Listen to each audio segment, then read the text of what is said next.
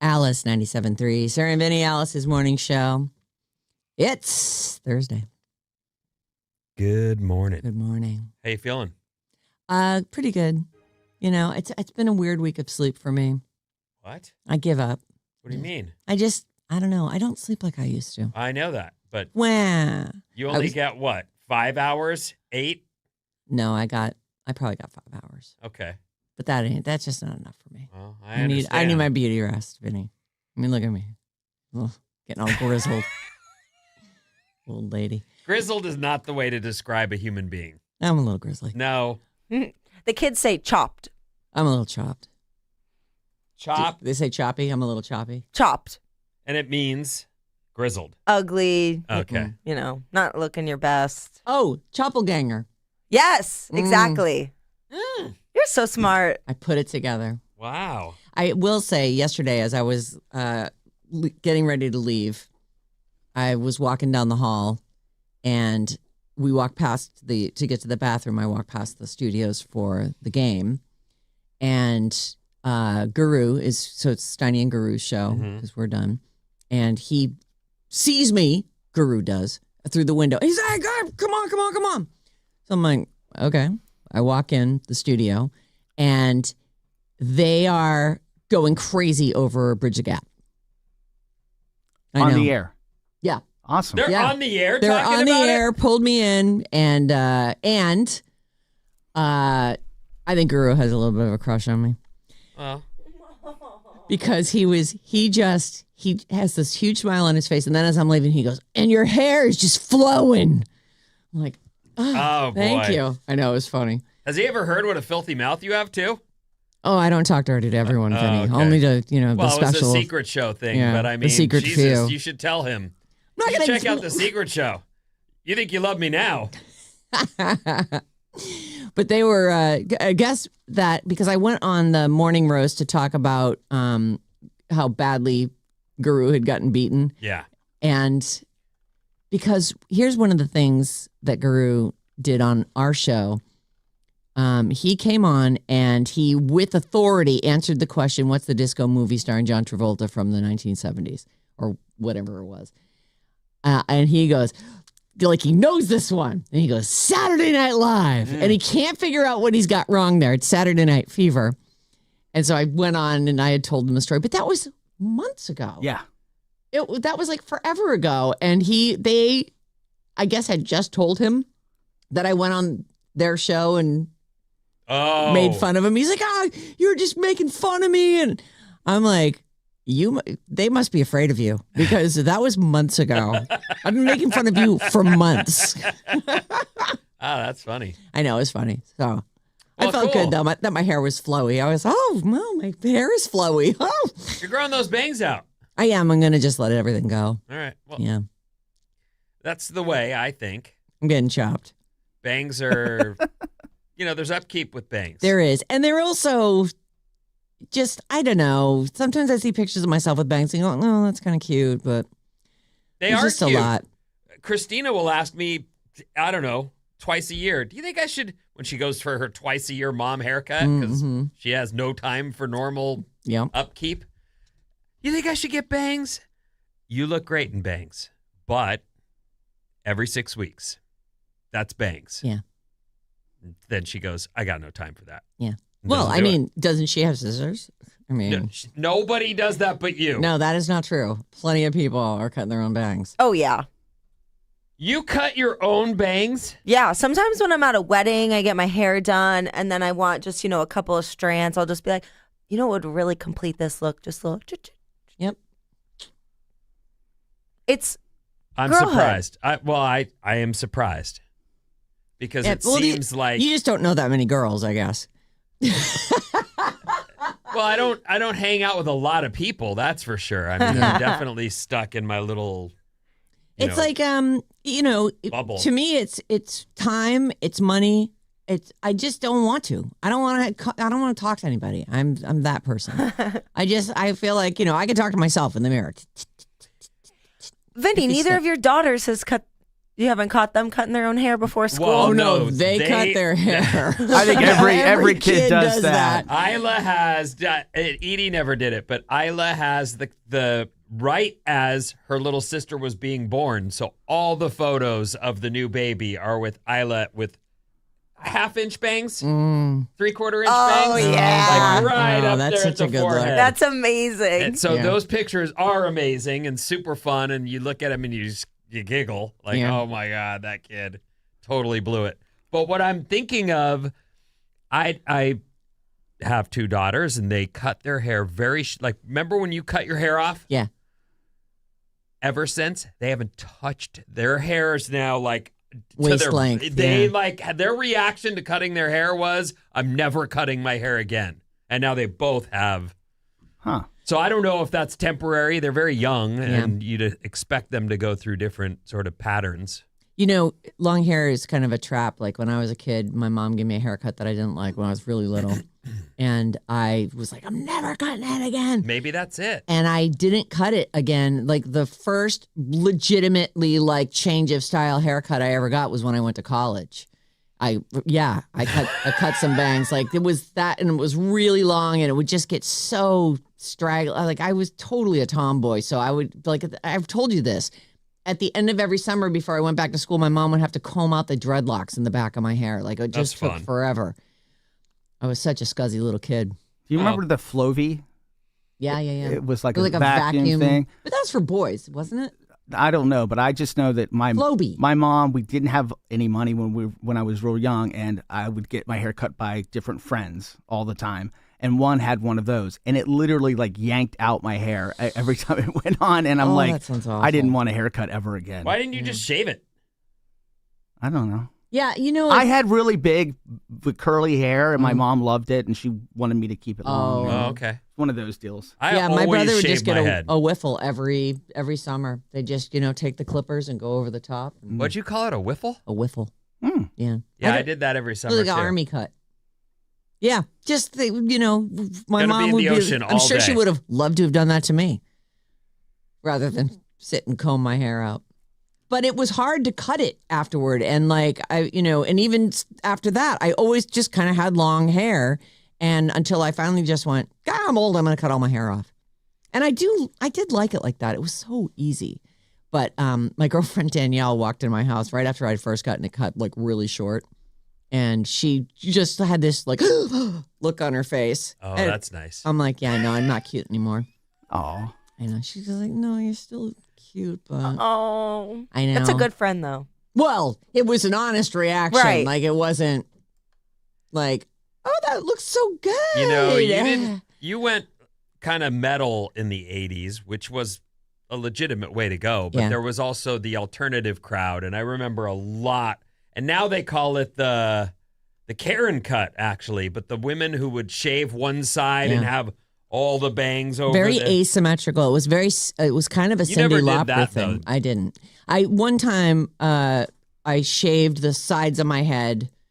God, I don't even know what year that would have been. My brother was in college, so I was probably in a band at that point. But you still had the metal poof. I had the big poof and the shaved sides, but not full. It wasn't like a mohawk style. It was just maybe a couple of inches. And then I shaved it, and then it broke out. Like from from having been shaved, I guess like ingrown hairs or what. Oh. I was so bummed out. And then that hair has to grow back out. So now it's sticking out like straight off the sides of my head. I'm like, never do that. That is the reality of that, shaving the sides while you have long hair. Right, always going to do it or just never do it. It was horrible. I've always had very long hair. It's hard to make a change to that. I think you'd look super cute with like a little shoulder length lob. I think I'm going to do that after our wedding. Yeah. Don't make any major changes before the wedding. I would never. Those are photos you're going to look at for the rest of your life. She posted her and Susan. I think you were doing the stamping our envelopes. I thought that was really fun. Like neat that you guys did that together. I didn't pay any attention to that. I looked at that video and went, "Oh, I'm a bad husband." I didn't pay any attention to that stuff. Maybe she was happy that you didn't. Well, she was in charge for sure. She was doing it as she wanted it to go. But you guys did a little wax seal on Right. each one of them. Yeah. So did you sit there melting wax and stamping the? Yes, but crafters are so smart. They make glue gun shaped wax pieces. Oh, that's so great. we just put them in the back of a glue gun, and then I could squeeze out the exact amount of wax I wanted, and then I used my little stamp. That's awesome. That is awesome. It was really fun. I love glue guns. Me too. They're so fun. They and should so make a version awesome. of the glue that's way stronger for specific projects. Gorilla glue gun. Yeah, but Yeah. I guess it would probably Like get super glue. stuck in the. I think so. Yeah, Yeah. that's the thing with the glue being in the stick form. I love it though. I love it. I just You feel so powerful, You but do. also so peaceful because of the speed that it comes out. I It's so know. slow. and you have to kind of get a rhythm going because it'll keep melting the stuff, and it's a whole. I love that. I Do love others crafting. love glue guns? I think people love glue gun. That's I a mean, if thing. you've That's got a commonly I don't know, held. If you've got a glue gun, you're just like, oh, I'll break out my glue gun.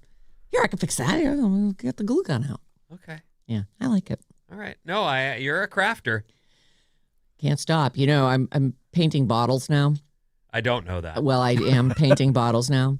And, you know, like the ornaments I would make, You I like paint finish paint one on and glass. rinse it off and paint it, or you're finding bottles. I from find around? bottles. It started with one bottle that I liked that like somebody brought a wine bottle over. I was like, oh my God, that's so pretty. And then I was like, oh, because I paint, you know, those little mandalas. Do you scrub the logo or the paper logo off I it? soak it. I scrub off the Okay. paper. I then glue, do Goo Gone on it and get all the little stuff off of there.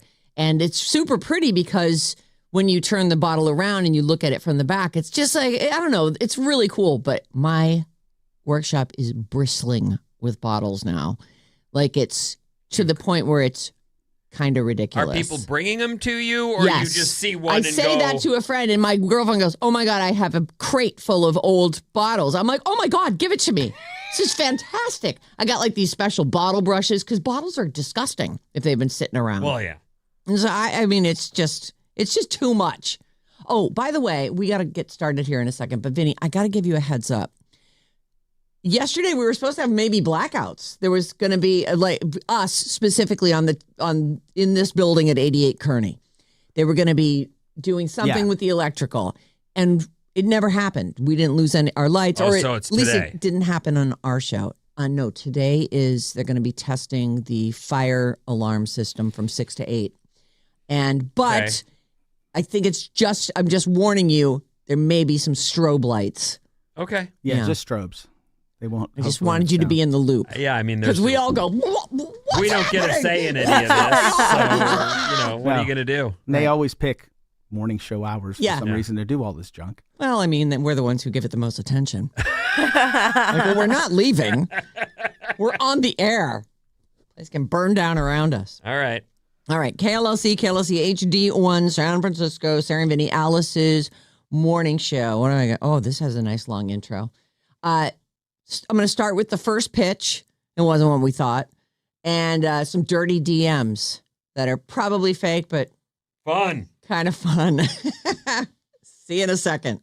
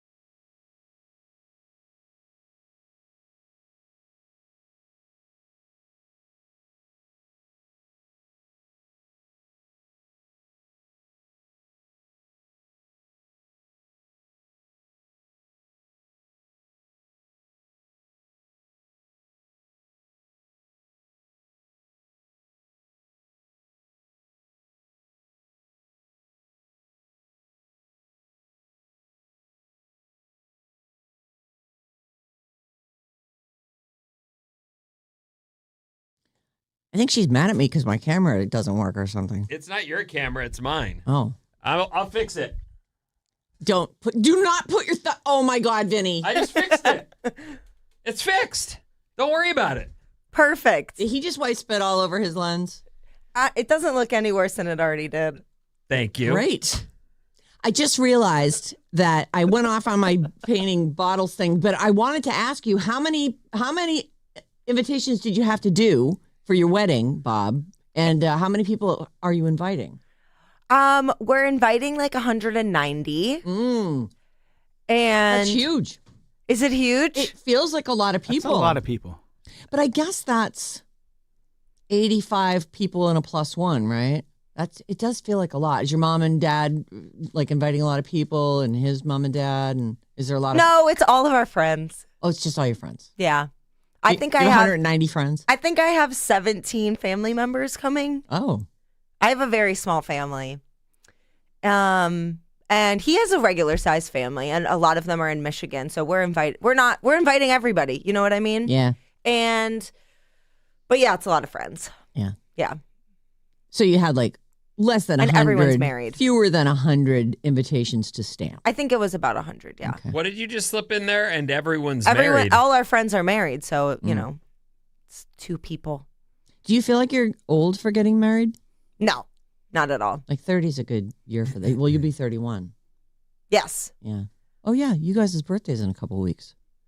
Oh, yeah. I'm very excited about it. I keep forgetting. I'm getting old. I keep forgetting about my birthday. That's a sign of age, right? Yeah.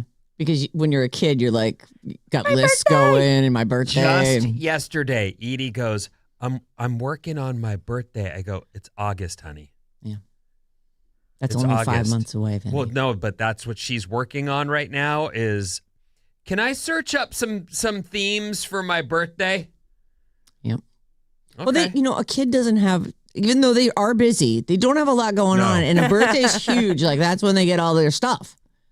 And then starts the, how do you spell?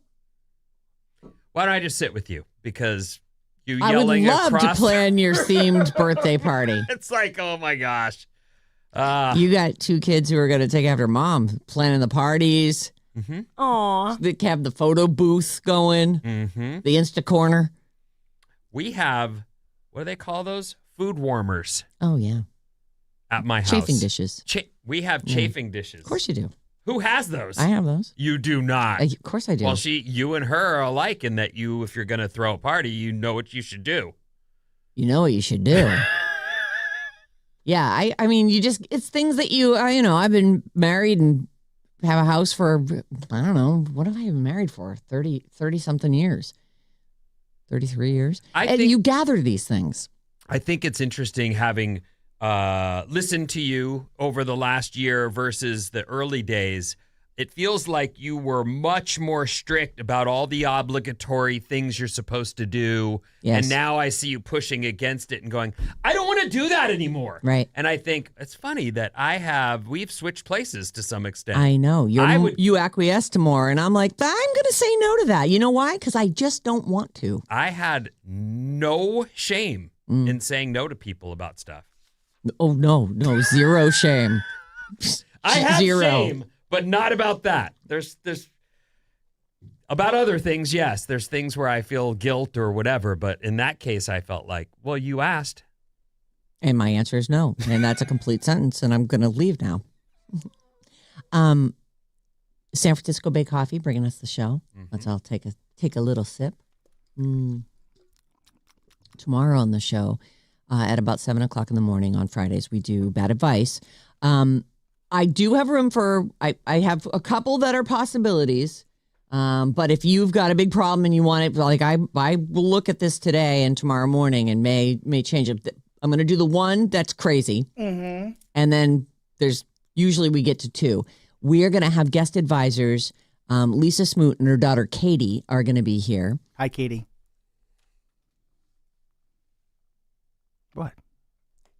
She doesn't like the way you said it, and neither do I. I just said hi. No, don't say hi. Yeah, don't even think about Katie. Say hi to Lisa. Hi, Lisa. There you go. That's better. Anyway, they're going to be guest advisors. So whatever the problems are, you'll have extra help, which is nice. It's all right, Vin. You'll be fine. It'll be fine.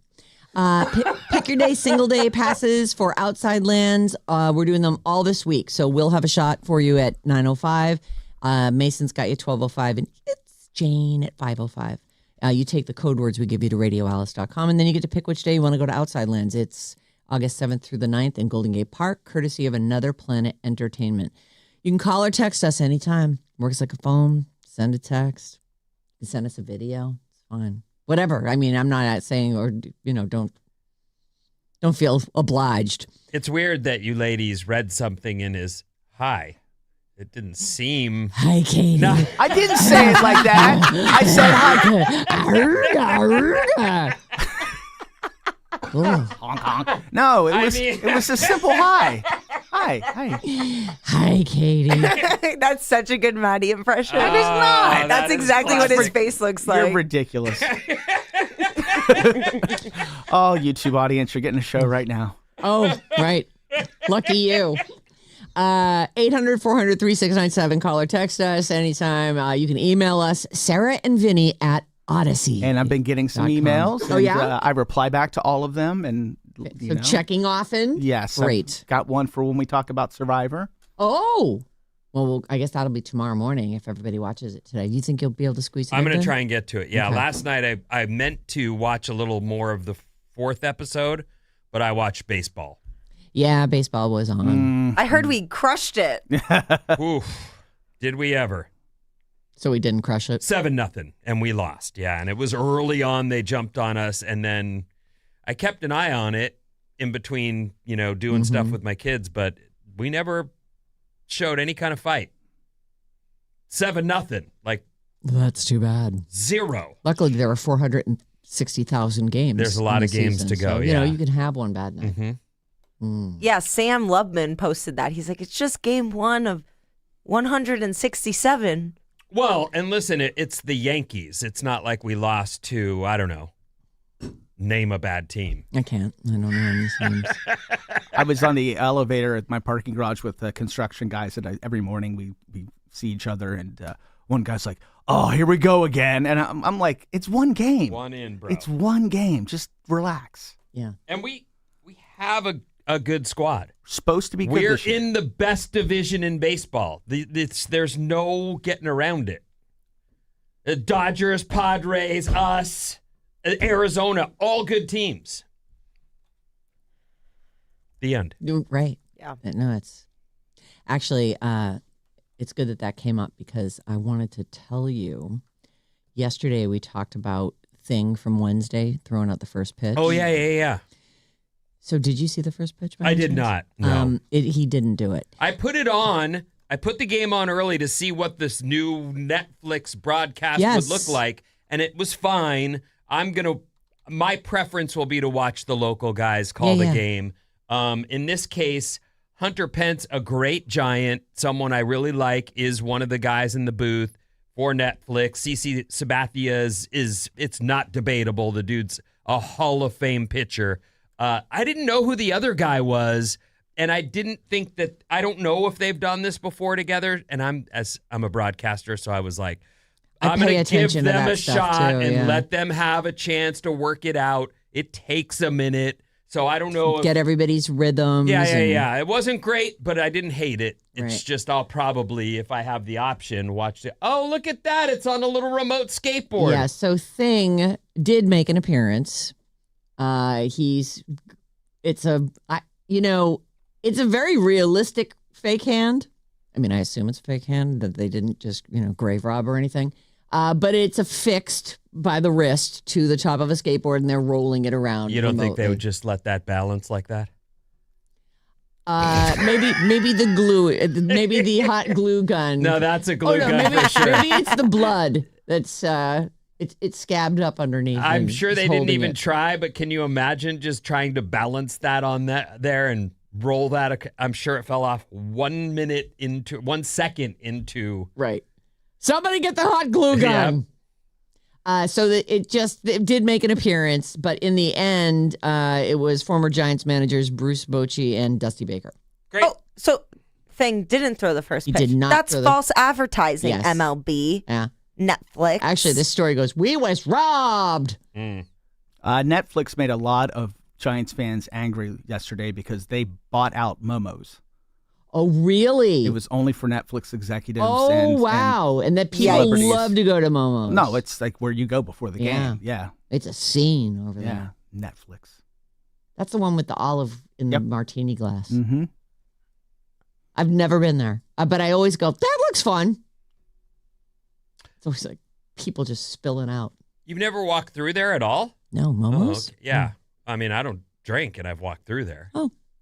Well, I've never gone right? to, it's across the street.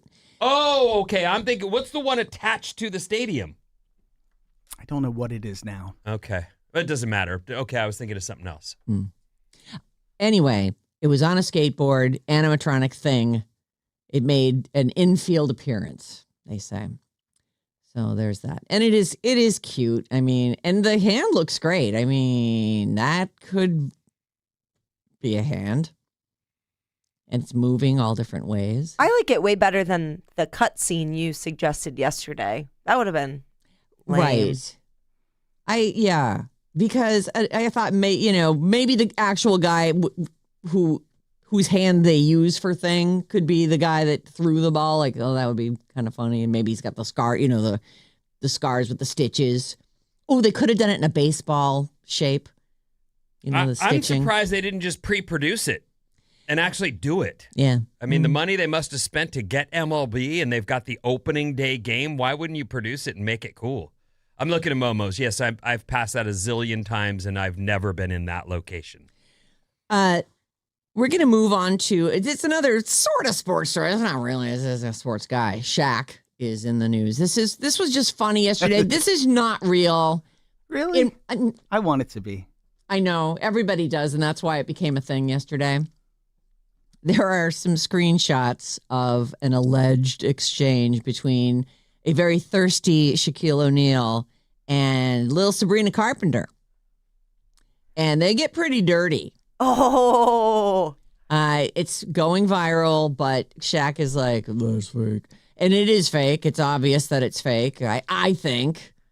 So you're saying it's like an AI video of them? I haven't seen this. No, it's just screenshots of a DM conversation. And they're, they got the, how you get a little tiny little profile pic and when you're in somebody's DMs. Yes. There's that. You can see that. And Shaq is, of course, the fact that he had to go and deny this just speaks to how crazy this went yesterday. He says the Diesel has way more game than that. So here, now? The Diesel has way more game than that. Sorry, I slurred a little. That's what he does, though. Yeah, so, you kind of. I mean, if you're listening to him, you have to crank the volume I've got and some hope for things the I want to best. say, and I'm just going to tell you all about it. So these are, I'll talk around them. They're some unsafe for work stuff. Here's some of the No fake. one's at work yet. It's fine. No, that's true. I agree. Right? I mean, Right. Are we at work? We are. But it's safe here, right? Yeah. Okay. So some of the fake messages from Shaq went, damn, baby, I would keep your farts in a cologne bottle and spray it on me every day. Like, Do you want that? no. Oh, okay. Do you want that? I don't, but I don't. I would never bring up farts. I don't bring up farts. Like Christina and I don't talk about farts. Oh. Our kids talk about them nonstop, and that's even made us talk about farts less than we might have. But no, I don't bring up. Farts are funny.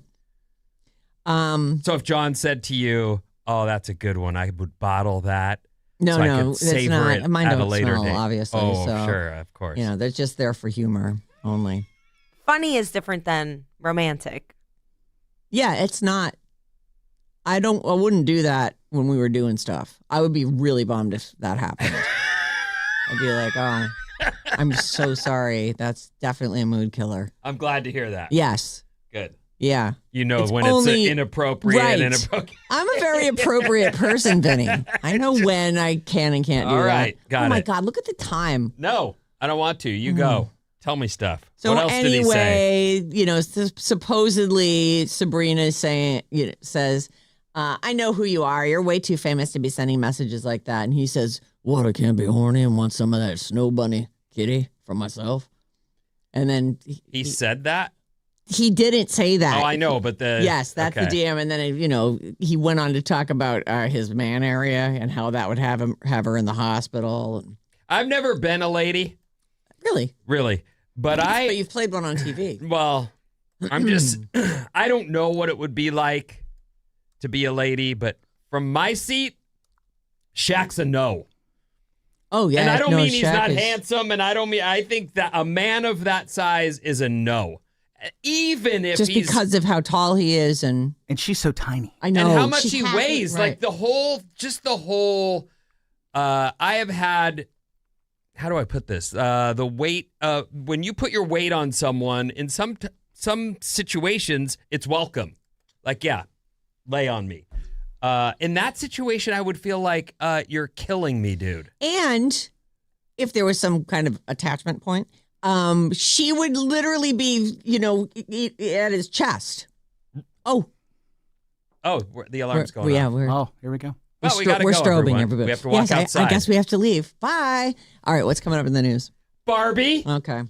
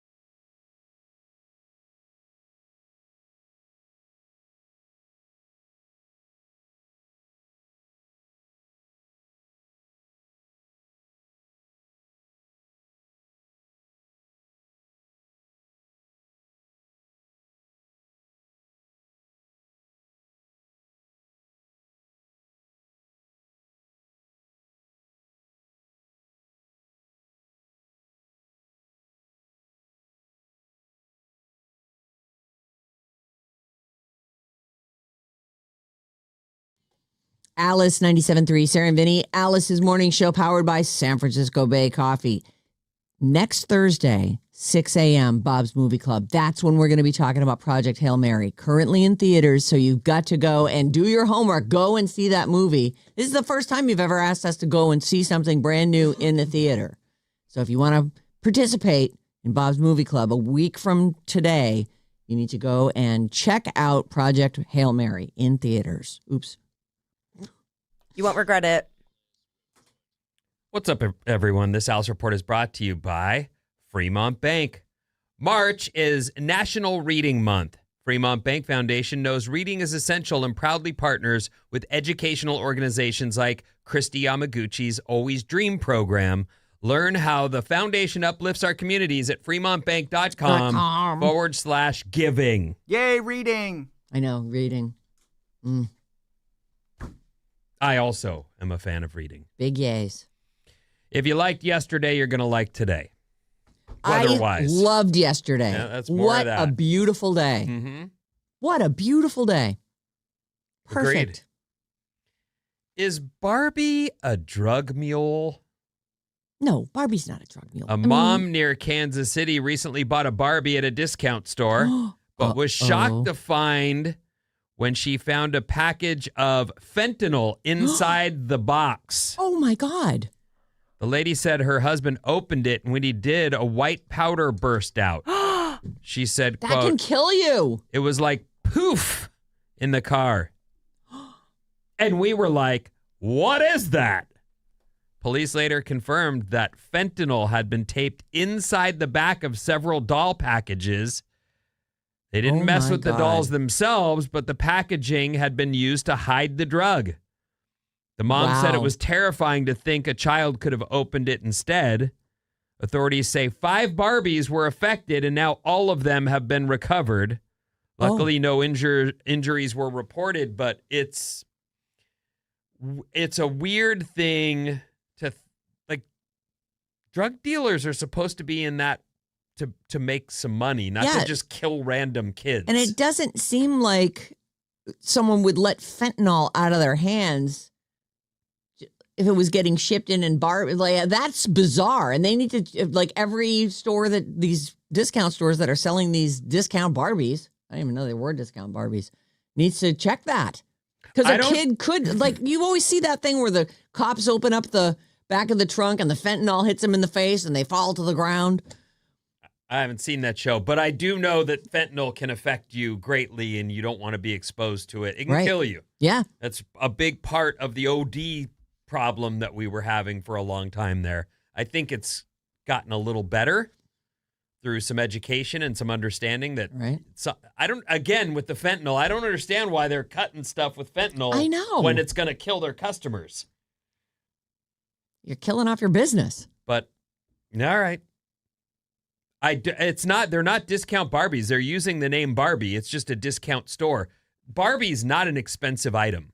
Like, if you go into a Target, which I do, and that's the toy store for some. How much for like a Barbie? I think with a set of think stuff? It's under like the Barbie and some things, whichever theme, little accessories. I think it's under $15. Oh, really? They're not that much. Between $10 and $30 for basic fashion dolls. Yeah, they're not that much. Like, you want that? I guess they got to keep them cheap so that parents will actually buy them. Yeah, it's one of those things where you already. I haven't seen you play with the other one, but okay.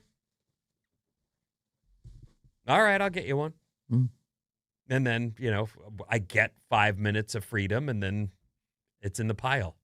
Great. And all its hair's cut off. Be careful out there. Barbie, the drug mule. Yeah. That is a crazy story. Yeah, drug mule Barbie. Now, who owes who? I owe her $5, and I think Maddie owes her $5. What did we bet? Whether you'd remember, Vinny would remember to do that is the first story of the day. I forgot. Yeah, she forgot because she was like, "Oh yeah, he'll do it." She had my back. Me and Maddie were like, "We did not. We'll never remember." And I made a note. Done. Oh, I didn't know that you made a note. And you could have pulled the note. It was sitting right here on my desk. Because you would have never remembered. Right. You're right. How about a fast fact? I love fast facts. You know that. Fast facts. Lay it on me. Tom and Jerry were originally named Jasper and Jinx. Oh. Then there was a contest to name them, and animator John Carr won $50, which they say here, that's about $1,000 in today's cash. Wow. For coming up with the names Tom and Jerry, they were named after a cocktail which has a holiday eggnog vibe. Tom and Jerry. You ever had a Tom and Jerry? I never even knew that was. It's a cat and a mouse. For those of you who aren't familiar with Tom and Jerry, you know who Tom and Jerry are, don't you? I do. I like the names Casper and Cush better, though. No, it's Jasper and Jinx. I like that better, too.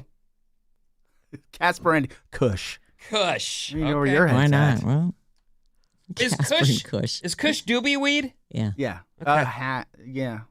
Yeah, I think so. I think it's hashweed. Oh, isn't? Doesn't matter. I wouldn't know. You wouldn't. Mm. The first meal eaten on the moon was bacon bits, peaches, sugar cookie cubes, a pineapple, and grapefruit drink, and coffee. Hmm. Ugh. Yep. It's not that bad. What's wrong with that? I don't know. They should have had a momentous meal. That just sounds like astronaut food. Well, Bacon bits. They were astronauts. I know, but I'm just, shouldn't they have made a big The House of feast? Prime Rib should have served a meal yes. on the moon? Obviously. A nice frittata. Something. I don't know. That's just so and it's just a mismatch of random things like bacon bits and peaches and sugar cookie cubes. And what were the other things? A pineapple and grapefruit drink and coffee.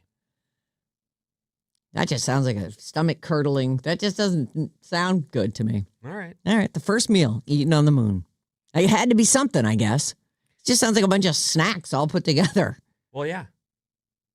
That's like a girl dinner, except it's astronaut dinner. It is kind of like girl dinner. You're right. Mm-hmm.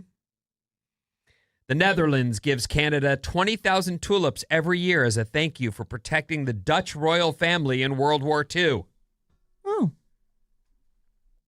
Only 20,000. Didn't we just give away 80,000? There were right here. They must have so many bulbs. They're just giving them away. Well, or they started a tradition and now they're stuck in it. Yeah. Ah, crap. If we ever stop sending the 20,000 tulips, it'll be like saying, we don't thank you anymore. Yeah. And if we ever need protection again, they won't think to take up for us because they'll be like, those ungrateful bastards in the Netherlands. Maybe they'll just do it until 2044. So 100 years later or whenever. Good luck pulling off and not having that backlash on you. I know. Tulips, I love tulips so much. That's actually the flower to give. They're great here. But they don't do as well here as they do in cold weather climates. Well, let's be honest. Flowers are a momentary gift that never live up to the 2 weeks you're promised. John goes, when we walk around the yard, whenever there's a flower, I'm like, you have to come look at the flower. It's fleeting. You have to. They need to be looked at. So I drag them around because I do peonies and dahlia. Oh, John. Like, come look. Come and look. Just trying to watch a game here. Do you mind? Yep, that's a flower. Mm-hmm. He goes, I don't want to smell it. I have allergies. I'm like, no, you got to smell it. Oh. It's a gardenia. It's the best smell. God, you just love to torture, don't you? I'm that way. Mm-hmm. They're very fleeting, though.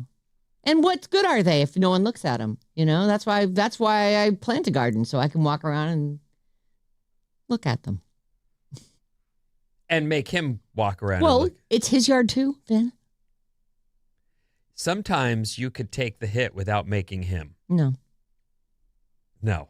It's a complete sentence. Oh, you are fun. I know. Thanks for noticing. If you play dead in order to kill or capture an enemy in a war scenario, you've committed a war crime according to the Geneva Convention. You tricked them. You can't play dead? I would definitely play if there were a bunch of dead bodies around me, I would definitely get some blood on me and then just lay there. And if I had the chance, I'd cut their ankles. It's war. Like, are you kidding? Yeah. It's me or... Of course I'm playing dead. Me or them, I'm going to figure out a way. Play dead with a bear, too. I saw a really scary video yesterday of a mountain lion trailing someone walking. Oh, my God, really? And I swear to you, I went, this has to be AI because it's too scary to be believed. And how would someone be sneaking up and taking the video? They weren't sneaking up. They were being followed in the open and walking backward and filming the video and trying to scare it. Oh. And I'm watching it, and it was even doing like, it would run forward and be like, and then it would stop. And I'm thinking, this is AI. But this is what, you found the video already? Yeah. Hold on a second. You think it's AI? No, it's not. You think it's real? Yeah, absolutely. This person is actually saying in the video, you're not supposed to run, but I don't know what to, like, it's crazy. That's not, well, this is early on maybe. There you go. Look at it.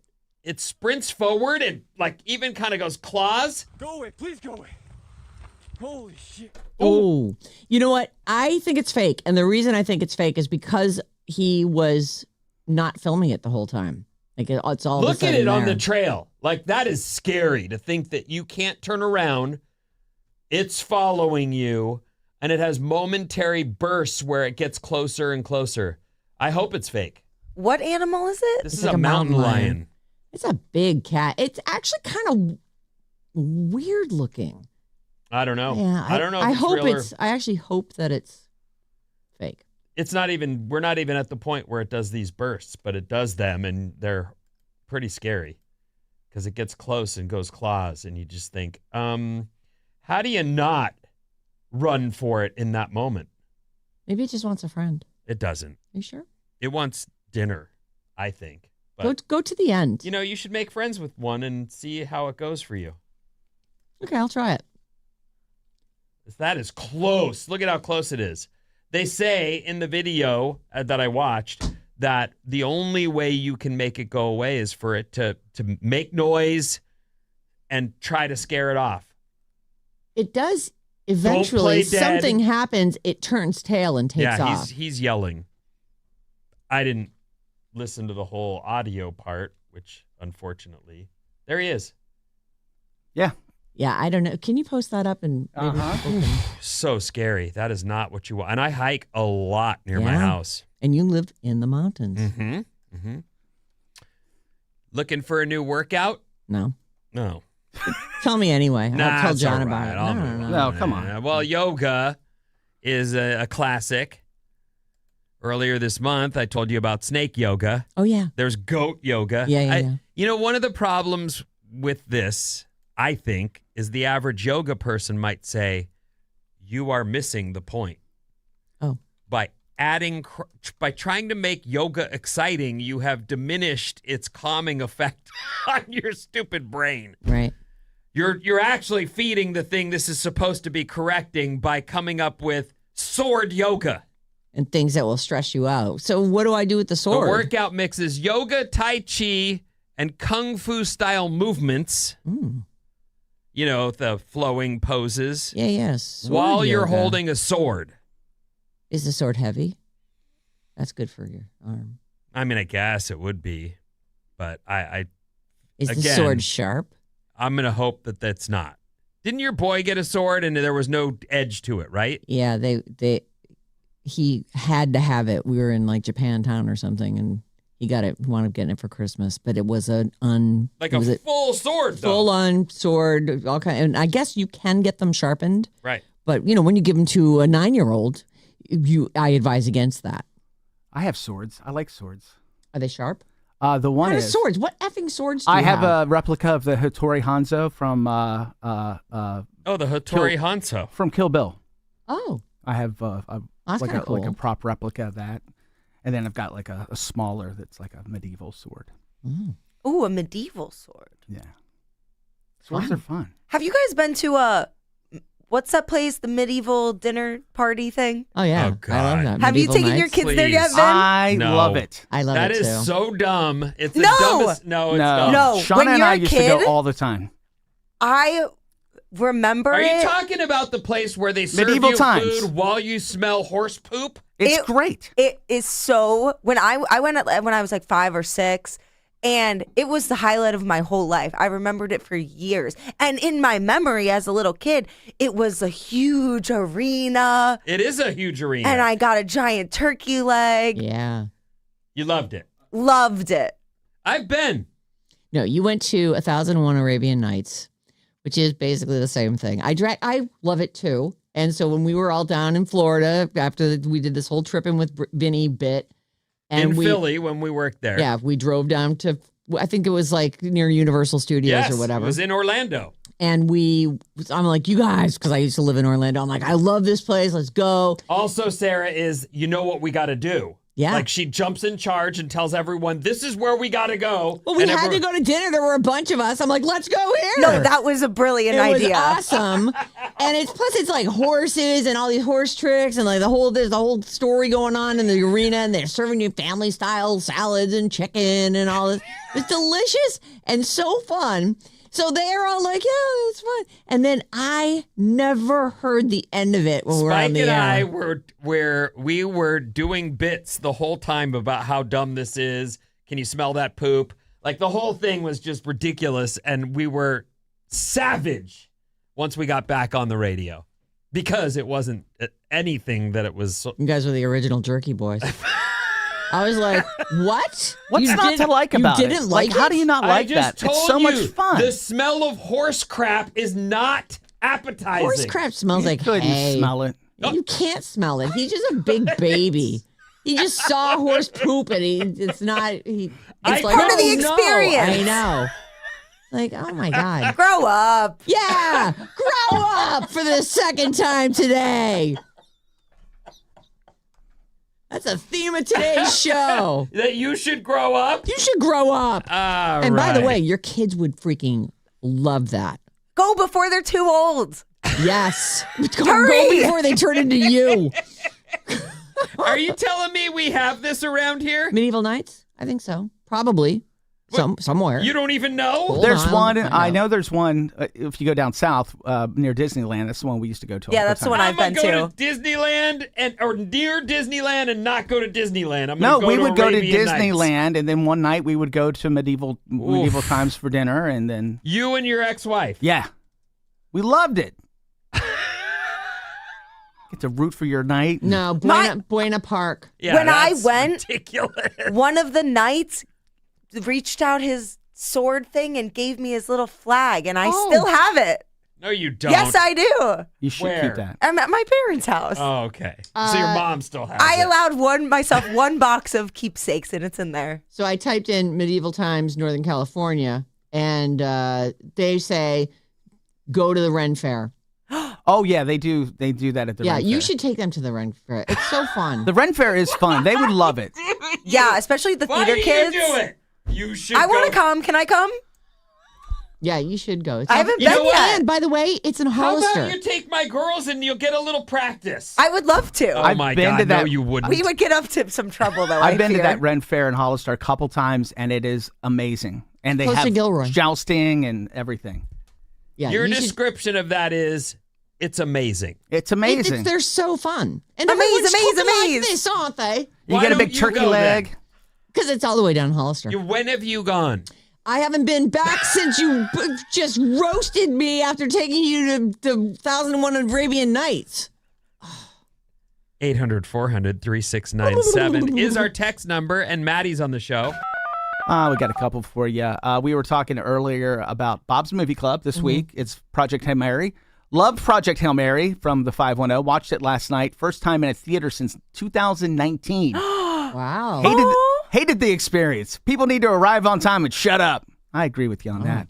And also, when you're doing, do your packages before the movie starts. I know. You know, like it sounds like somebody was. Someone's opening up their Twizzlers, you know. Oh my God! Stay home, okay? Yeah. If you're gonna be like I'm that. done. I thought somebody was wrapping presents behind me at the last movie, and I'm like, just stop. Also, Anyway. don't chew your popcorn when it's quiet too. whatever. Like I don't want to hear your mouth noises. Yeah. And cell phones, they tell you there's a big thing. Don't get on your cell phone. Yeah. And if your kids have those little heels with lights in them, take their shoes off. Yeah. Enough with the flashing lights. And don't kick my seat either. Yeah. Yeah, and don't bring in kids that don't understand movies. What? Yeah, that's true. Don't do it. Oh, we brought our baby. Oh, and then one more, 707. Vin did it! He remembered to start with the Bobby Drugmill story. I Mike got and Bob Petaluma. paid this morning. Make sure you pay her. I will Venmo her. Because she won't take my cash. I have a $5 bill. No, I don't want that. Okay. I'd rather have nothing. Send me a Venmo request. What world is this we're living in? It's just a world where anything can happen. She won't take the money she just got in a bet. She doesn't want it there. She wants it on Venmo so she can spend it on stuff. You guys clearly don't want to go to movies. I don't know why you go. You hear yourselves? We don't go. Okay. I do, and I'm annoyed every time, but I gotta see stuff on IMAX. Movies. I like daytime movies in those theaters with the big plush seats. Like we saw Project Runway, Project Hail Mary. We were in the big seats. We went to Larkspur, ding ding shame, and they've redone those because now the crowds aren't there anymore. So that you reserve your seat, it reclines. You can put your feet up. You got a little place to put your stuff next to you. I love that the guy grousing about the food at the movie theater is the guy who also goes, "Oh, was my mic on? Oh, I'm sorry. Let me get my mic off." How dare you? How dare you make mouth noises? I don't know what you're talking about. What? We're going to take a quick break. When we come back, more drama for Bob's boyfriend, Shia.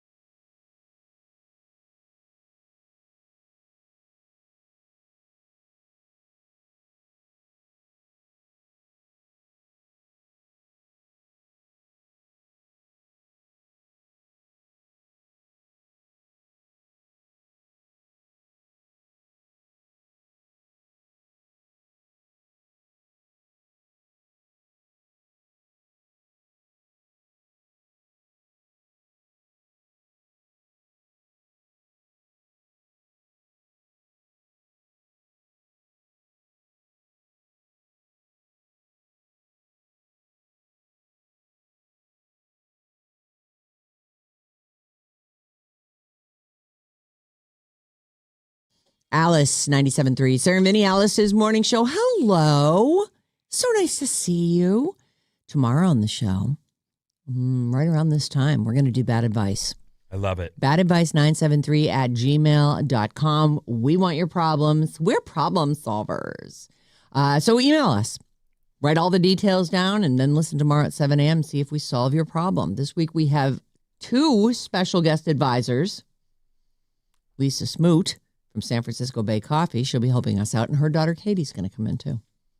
Hi, Smoots. Smoots. That's cute. And far less creepy. You weren't here for last week, so you must be itching. I am itching, and I know that you did, and I had read that porno one that Maddie read. I'd read it. It came in, I guess, the week before, and I was like, "Oh, that's a good one." I'm not the least bit sensitive about it, but I was definitely feeling like, okay, on air, I don't know what we can say. But I was surprised that there's still people out there that feel they need to compete with that. Yeah, that's not a competition.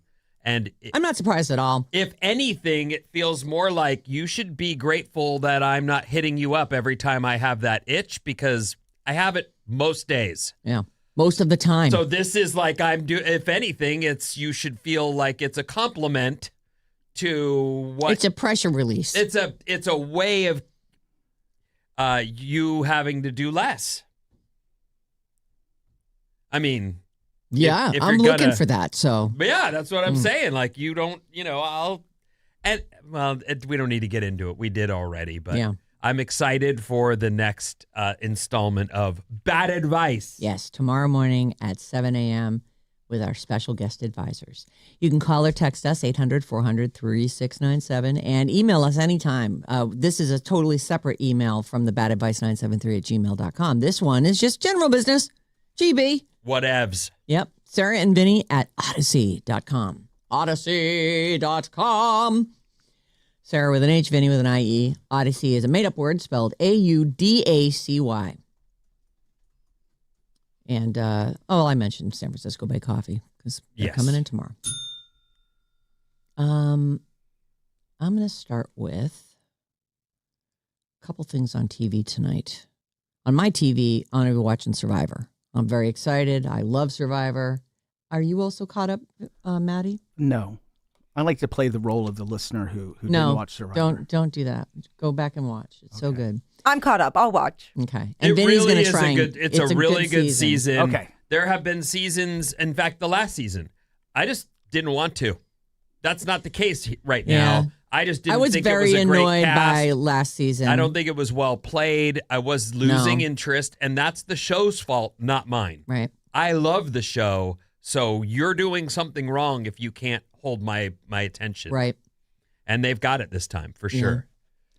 I'm with you. I thought that it was bad. It's only good if if they've cast it right, you know, and they have a certain amount of control of that. But they can't necessarily predict how these people are going to or not pull it off. So tonight, we'll watch Survivor. There are a couple things. This is just funny because we've been talking so much about dating shows because of the Bachelorette scenario, which I think I've got some stories about that, but I think I threw them into my Eat the Headlines because I just am done talking about that. You know what? I've never watched this show, The Bachelor or The Bachelorette. I don't know what secret lives these Mormon wives have. I don't know what. I thought it was the whole swinging. Me too. But Bob said, that's not the show. And I went, all right, I don't know. Is it just like the drama, or is it one of those shows where they create fake drama and then to have fights happen? Or? No, that's why it's so good. Because those shows are annoying, when you start to feel how produced it is. And yes, they do definitely have moments and settings where you can feel that they're like, oh, they told these two characters they need to talk about this thing. But they're all friends and they all know each other and their community is so interconnected. Like one girl was dating one of the other girl's ex-husbands. Oh, boy. And then dumped him and started dating his brother. Oh. It's so fun. And that's the Secret Lives. I didn't name the show. Okay. I don't know. Well, I don't know. I'm just trying to, that's the cover. Well, it isn't what you'd expect from Mormon wives. It seems like they just pump out the kids. Right, and that's what's really great about it is they were all raised Mormon and they're all really young. One of them is like 24 and has 2 kids already. It's crazy, but they're all kind of learning like, hey, the way we were raised in this community is not very fair to women, and so you slowly watch them grow out of it and learn how to become independent, and they're all have their own gorgeous voice too. It's actually kind of gorgeous. Yeah, like how did all these people occur in nature? Every one of them is like, I actually think Frankie Polly Taylor Smith or whatever her name is like the least good looking out of all of them. Anyway, there's another dating show. If you love, clearly people love the dating shows. Love Overboard. It sounds really funny, actually. I mean, it's just another dumb formula. Let me just ask you a quick question, because as we have talked about dating on this show a million times, whether it's Bad Advice or The Old Secret Show or just stories about dating apps, it seems interesting that there are the review of the dating apps and dating life in general is very negative, almost hateful. Yeah. That's the general. I think that's why people are trying to get on these dating shows, because at least, it's an immersion program. You're in with these people and you have long enough to make a connection where you didn't just get dumped after, you didn't get swept left on. Or swept right, whatever. That's the answer, because the question is, why would there be such a negative vibe about dating in this modern times, and yet dating shows seem to be running 20 years plus? I know. And there are so many different iterations of them, all these different little things. Announcing a new one right now. New one right now. What is it called? Love Overboard. What the? Here's how it works. It's a reality dating show where 16 sexy singles board a luxury yacht. This is women? Men and women. Co-ed, okay. Yeah. Once they get on board, they find out that 4 couples are going to live it up. And the other 4 couples are going to work on the boat. They're going to be the staff. And they've paired them off in advance, or they have to, this is like one of those, what is that, the music thing where she's got to grab a seat? Yeah, I mean, is it? It sounds like they're all single, so they've selected 4 women and 4 men to be the rich people who get waited on the yacht, and they've selected 4 women and 4 men to have to be below decks. And they got screwed. Here's the deal. The 4 couples are living it up on the top deck, and the rest of them working as crew are trying to break up one of the couples. So I guess maybe they do get assigned to people. So now this girl's trying to like hit on this guy so that he leaves her and now she gets to come up, and then the other person has to walk the plank. Because of course they have to walk the plank, right? So the ship is just docked. I have no idea. You do have an idea. I don't. They're not going to. How can they make you walk the plank in the middle of the ocean? You That's can't fine. walk that. They're going to pick them up, Vin. They're not just going to actually leave them there. I mean, oh they didn't my sign God, a waiver that where I could turn drown. into a giant rescue nightmare. Okay. Yeah, walking the plank. So it is kind of funny, but it's also just another dumb dating show. It's on Hulu, and it starts tonight. There's also a new show on Netflix, which they've been, buying ads on web pages. That's for sure. I keep seeing this. It's a limited series on Netflix, and it's called Something Very Bad Is Going to Happen. A psychological thriller where a couple decide to get married at his family's eerie cabin in the woods. Like, what could possibly go wrong? The only reason I'm mentioning this one, and I did put the trailers for both these 2 new shows up on the Sarah Vinnie Facebook page. This one, Something Very Bad Is Going to Happen, is produced by the Duffer Brothers. Oh. So that's the guys behind Stranger Things, and so maybe there's something to that. I do like their work, or I have so far. So there you go. A couple things that are on TV. Okay, let's get to Bob's boyfriend, Shia LaDouche. I don't want to be associated with him as my boyfriend. Well, then what should I call him? You love him. Well, she grew up with him, and he was a lot less problematic when he was 10, right? Yeah. I loved him. Who knows what he's turned into? I can't tell if he has serious mental health issues and needs to be medicated, or if he's just a raging alcoholic. Can't and all this both? behavior at the bottom of it all. Well, it can be both. I'm hoping there's a solution to this problem. He's done some decent movies. Yeah, it's sad to see someone. It is sad. Destroy like this dude. He's a guy who could have it all, and he can't. He's angry. There's something going on with this guy. Like, it's terrible. Here's your headline. Mm-hmm. Shia LaBeouf, new drama in the Big Easy, seen shirtless after bar fight. Is he still in New Orleans? So he went wherever he went with his dad and then came back to New Orleans. Yes. So he got into a physical altercation. This happened, it looks like it happened outside of the bar.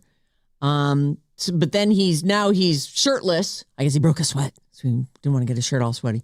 So he comes back into the bar, or maybe he wanted to show off his really cool tattoo of, it looks like maybe Einstein but with boobs. I can't tell what this. He got a really weird. This is from the stories you've told me through the years. He got a very strange tattoo for a movie he made, and then it turned out the tattoo was real, and it's part of some old a movie in the last, I'd say, 8 or 10 years. He got that tattoo, and it was part of something. It's hard to tell because the face is half covered this by is on his chest, right? No, it's on his back. Come and look. Okay. I'm thinking come look else. at this. It's, oh my gosh. Oh no, your San Francisco Bay coffee. Quick, rescue it. Did you lose any? I lost a little, but I'm okay.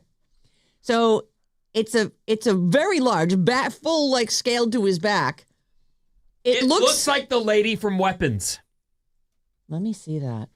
It does kind of look like her because it has kind of crazy hair. Like at first I thought, oh, is that? And it looks like it has a tie on. I'm like, is that Albert Einstein? I'm like, well, I guess if he has boobs, it could be. It's a very odd tattoo, and it's enormous. It's his whole back. Are you looking at Tumza? It's on there. I'm trying to find it. He's got a lot of weird tattoos. Go to the TMZ story, Shia LaBeouf, new drama in the Big Easy, and it's right there at the very top. You can see it on his back as his shirt's off. So he gets in some kind of altercation outside the bar. I guess they maybe leave to have the fight, and then he comes back in. Now he's back in the bar, and it's Le Bon Temps Roulé in the Big Easy. I don't know if people know all the names of the bars there. The photo was snapped just before midnight on Monday night, and the folks who were there said that Shia took his shirt off during this altercation that happened outside the bar. Some guys showed up in it. This is what happened, and he was mad about it.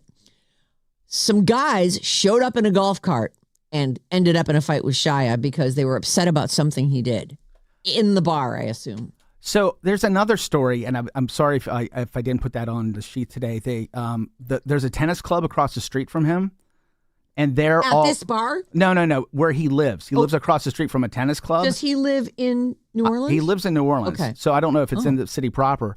But they put out a notice to all their members to be careful because he sits out in front of his house and yells at people when they're coming in and is just angry and yelling. And he should move. Threatening. Is it because he doesn't like the sound? Is the pickleball too loud? They do say that can be very loud in a neighborhood. Loud. Just move. You got to move. People like pickleball.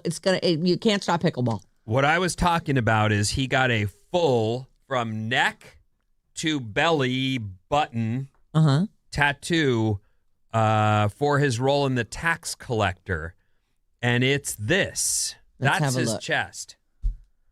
Can you see that? It's like a woman she's holding, but she's holding some creepy weird clown head monster thing. Yeah. And he got that put on him permanently. That's forever. For his role in The Tax Collector. Well, he's not known for his great choices. I don't know the back tattoo. I haven't seen that, but this is the one I was mentioning. Isn't it weird though? It is. It looks like that. What's her name? She just won the Academy Award. Looks like that. The lady from Weapons. Yeah. Oh, Amy Madigan. Yeah. So these guys show up in a golf cart. I don't know if it has anything to do with the tennis club, but it very well could. Maybe they have golf carts at the tennis club. I have no idea why they would, but maybe. Gets into some kind of fight with Shia because they're upset about something that he did, which might be yelling at them to stop playing pickleball. When the fight was over, Shia goes back inside the bar and calls someone to come pick him up, who eventually took him home. This is like his hometown. This is his bar. They say he's no stranger there. He's a regular. And normally, nothing but polite, according to the staff. The cops were not called, which might be good news for Shia. Do you think people just know he's volatile and poke him? That's exactly what I was thinking. These guys might have been looking for... They heard he was there and looking to pick on him. Yeah. Not defending him in any way, although I wish I could. He's kind of indefensible.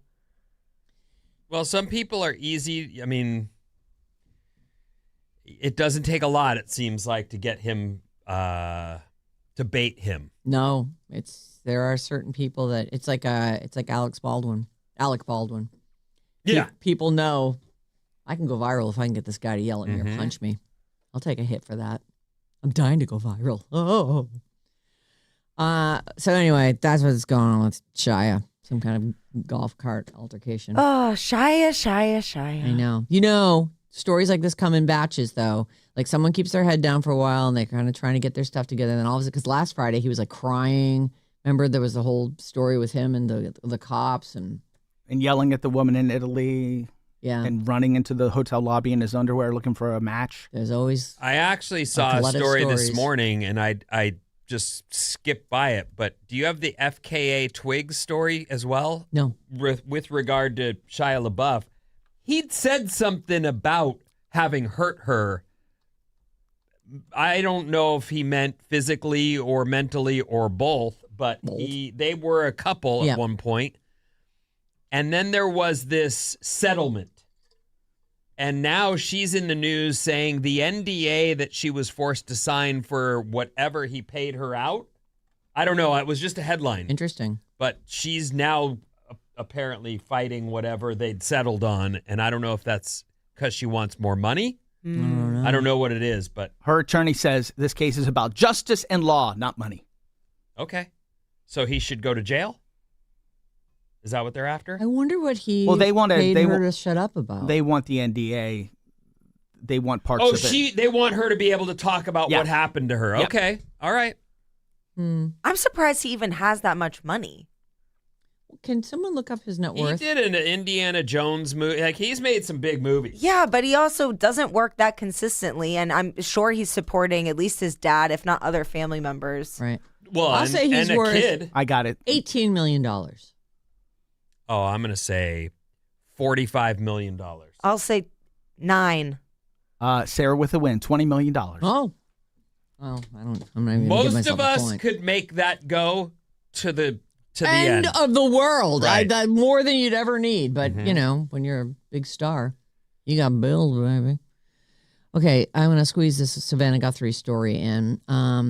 There's a 2-part interview that's airing on the Today Show. Obviously, they're East Coast, so this thing, part 1 has aired. It's just, they get right to it. She gets asked the hard questions. She's overcome with emotion in the interview. This is Hoda talking to her. Hoda Kotb sits down with Savannah Guthrie, who is apparently at some point here going to be coming back to work on the Today Show, and she said, "You're going to get the interview." So they sat down together to talk about this. She's very emotional. She's apologizing to her mother and her family because she says she first learned that something was wrong when her sister called to say that their mom had gone missing. Nancy Guthrie is the mom. I think she's 83, 84. Yeah. She says her brother, a former military intelligence officer, immediately feared the worst, telling her he believed that their mother was kidnapped for ransom. Savannah says she was in disbelief, and then a devastating thought hit her. She recalls, I said, "Do you think because of me?" And he said, "I'm sorry, sweetie, but yeah, maybe." I told you this when this story first broke, that you would hate yourself for bringing this kind of attention to your family in a situation where all you're trying to do is your job. Right. She's not trying to, I mean, no. What? The criminals of the world? She's taunting them by having a mom that's still alive? Like, what? Right. I know. What kind of crap is that? But you would. She stresses that the family has no answers. Savannah says the idea that her public profile could have made her mother a target is impossible to bear. She says it's too much to bear to think that I brought this to her bedside, that it's because of me. She goes on to apologize directly to her mom, her entire family. If it is me, I'm so sorry. January 30th. She's been gone since January 31st. What a horrible thing to have pursued Nothing. your career and to feel responsible for something bad coming on. When in reality, being successful shouldn't have anything to do with this. You're not, by being successful, you're not asking for it. Right. It's like saying that anyone who works in TV is, or anywhere. Right. Like what? Yes. It's awful. But of course you'd feel horrible. Yeah. And I'll end with this. Okay.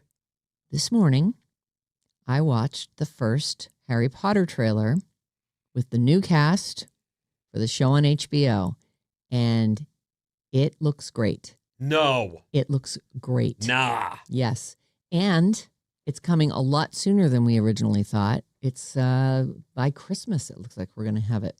This year? This year. Oh. I know. It's so bizarre, though. Like, it feels like AI. Looking at the pictures and the trailer. So there's a full-length trailer now, and it shows shows all different. There's Dumbledore, there's Hagrid, there's all the three kids, Ron and Hermione. Yeah, the trailer's cute. It looks cute. Good. It does look good, and it has Hugh Grant is the big guy.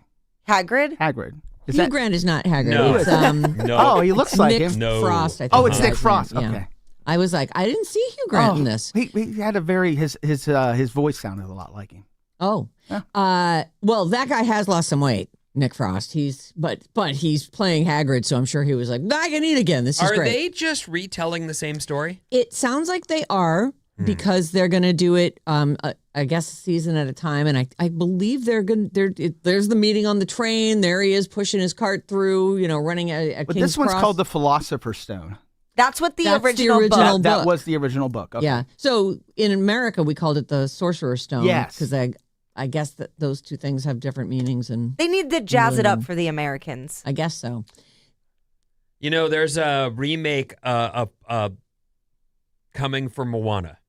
And I have a thing about that. Did you see the outfit that The Rock has to wear? No. That wig. I saw the still photo, and I was like, he's too old to play Moana. Like, he's all wrinkled up with a big head of hair. Does it look right? And no. And the bodysuit that they've got him in. Is that what he's in? I guess it's a bodysuit. Maybe it's AI, or CG.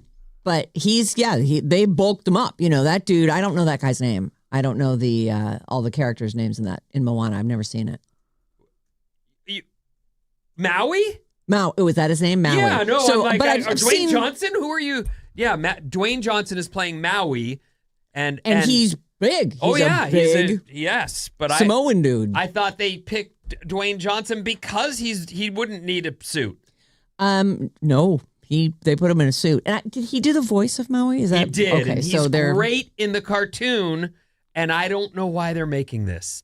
Looking at it, I went, oh, it's not going to do any good. Maybe it'll be perfect. It might be great. Who knows? Maybe they what can do I know? CG his face into youth. They know stuff, I'm sure. Back to the Harry Potter thing just really quickly. The trailer's up at the Sarah Vinnie Facebook page. If you're looking for it, Vinnie, what's coming up in the news? Will you watch that? Yeah. The Harry Potter? Absolutely. Oh, I'm not going to. I can't wait for it. No, thank you. All right. Pancakes, engagements, and more after these.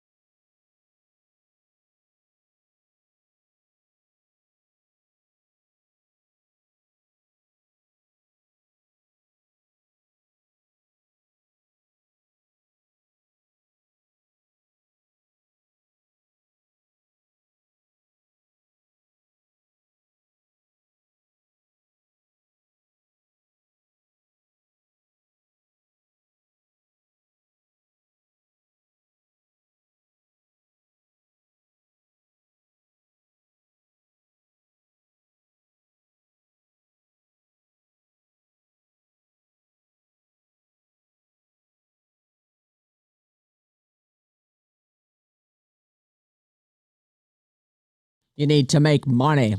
Yeah. Alice 97.3, Sarah and Vinnie, Alice's morning show. Watch video clips from the Sarah and Vinnie morning show on our YouTube channel. We have one of those. YouTube.com/@RadioAlice973. And remember to smash that subscribe button. What's up, everyone? This Alice Report is brought to you by San Francisco Bay Coffee as Sarah takes a slug. One small sip for a better tomorrow and away. What is that? One thermos down? One down. Open a new one.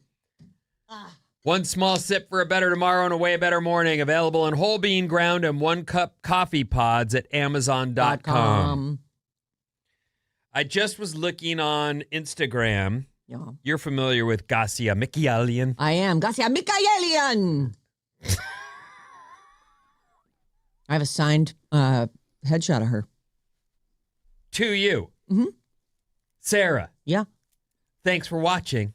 Yeah. Garcia. Yep. Huh. She's like legend at our house because my friend Heather is like such a huge fan. So Heather gets a few drinks in her and all of a sudden, you know it's on when she all of a sudden stands up and says, Garcia Mikaelian. And she did it one time. We're all like, whoa. And then it became this thing. And then my friend Sherry met Garcia and she got us all signed headshots. And that was Sherry did. Yeah. That was a very big moment in our friendship life. Well, I didn't get a signed photo. Sorry about it. But I do follow her on Instagram. It's Garcia KTVU is her handle. Anyway, she posted 2 pieces of close to burnt toast. And her post is, I don't waste food. This is borderline, though. If you are making toast, whether it's for a sandwich or for eggs, whatever, and you burn it, do you still eat that toast? Usually I do, but I scrape it off in the sink. I just take the flat of a butter knife and just scrape off all the burnt stuff. But if I've blackened it and there's smoke pouring out of the toaster, no, I just say, well, that's on me. As I've wasted food. My life over, let's just say the last 10 years, I've certainly someone from the outside would say, guy buys too many surfboards. He can barely play guitar and he has too many of those. And my response would be, that's not wasted money. I love those things. Those things bring They're me... also not starving from surfboards in China or anything. You know, that's just one thing to waste food is another thing to waste surfboards. That is the thing. The wasted food over through the pandemic, all the times I went and collected as much as I could get in case we can't get back out, and then watching it go bad or not getting to it is that is what Americans... I shouldn't point my finger at you. You may never waste food. I do. I definitely do waste food. We waste food at my house, and we don't mean to, and we're getting better and making a point of it. But there are things where I just go, this thing, right? Can't believe it. It went bad right on us while we were sitting here. Yeah. Like, you ever you're like, oh, I'm going to have, look, we've got celery. I'm going to have some celery. And I pick it up, and it just, droops over. It's like Celery's wiggly one for celery. sure that will go bad on you. How many weeks ago did we buy this? Oh, it looks like March of 2005. Anyway, I just was triggered by Garcia. Good on her that she's eating burnt toast instead of saying, I'm only going to get one breakfast today. I don't want to eat burnt toast. I like that post. I think that's really funny. Like, I don't waste food, but this close. Okay, so we begin here in our news with quick weather. If you liked yesterday, you're going to like today. I did like yesterday. The Giants' home opener last night was a bust. 7-0. The Yankees beat us. It was on Netflix. It was weird, but it was still baseball, and I watched. And one of the best things to have on in the background whenever you're doing anything is a ball game.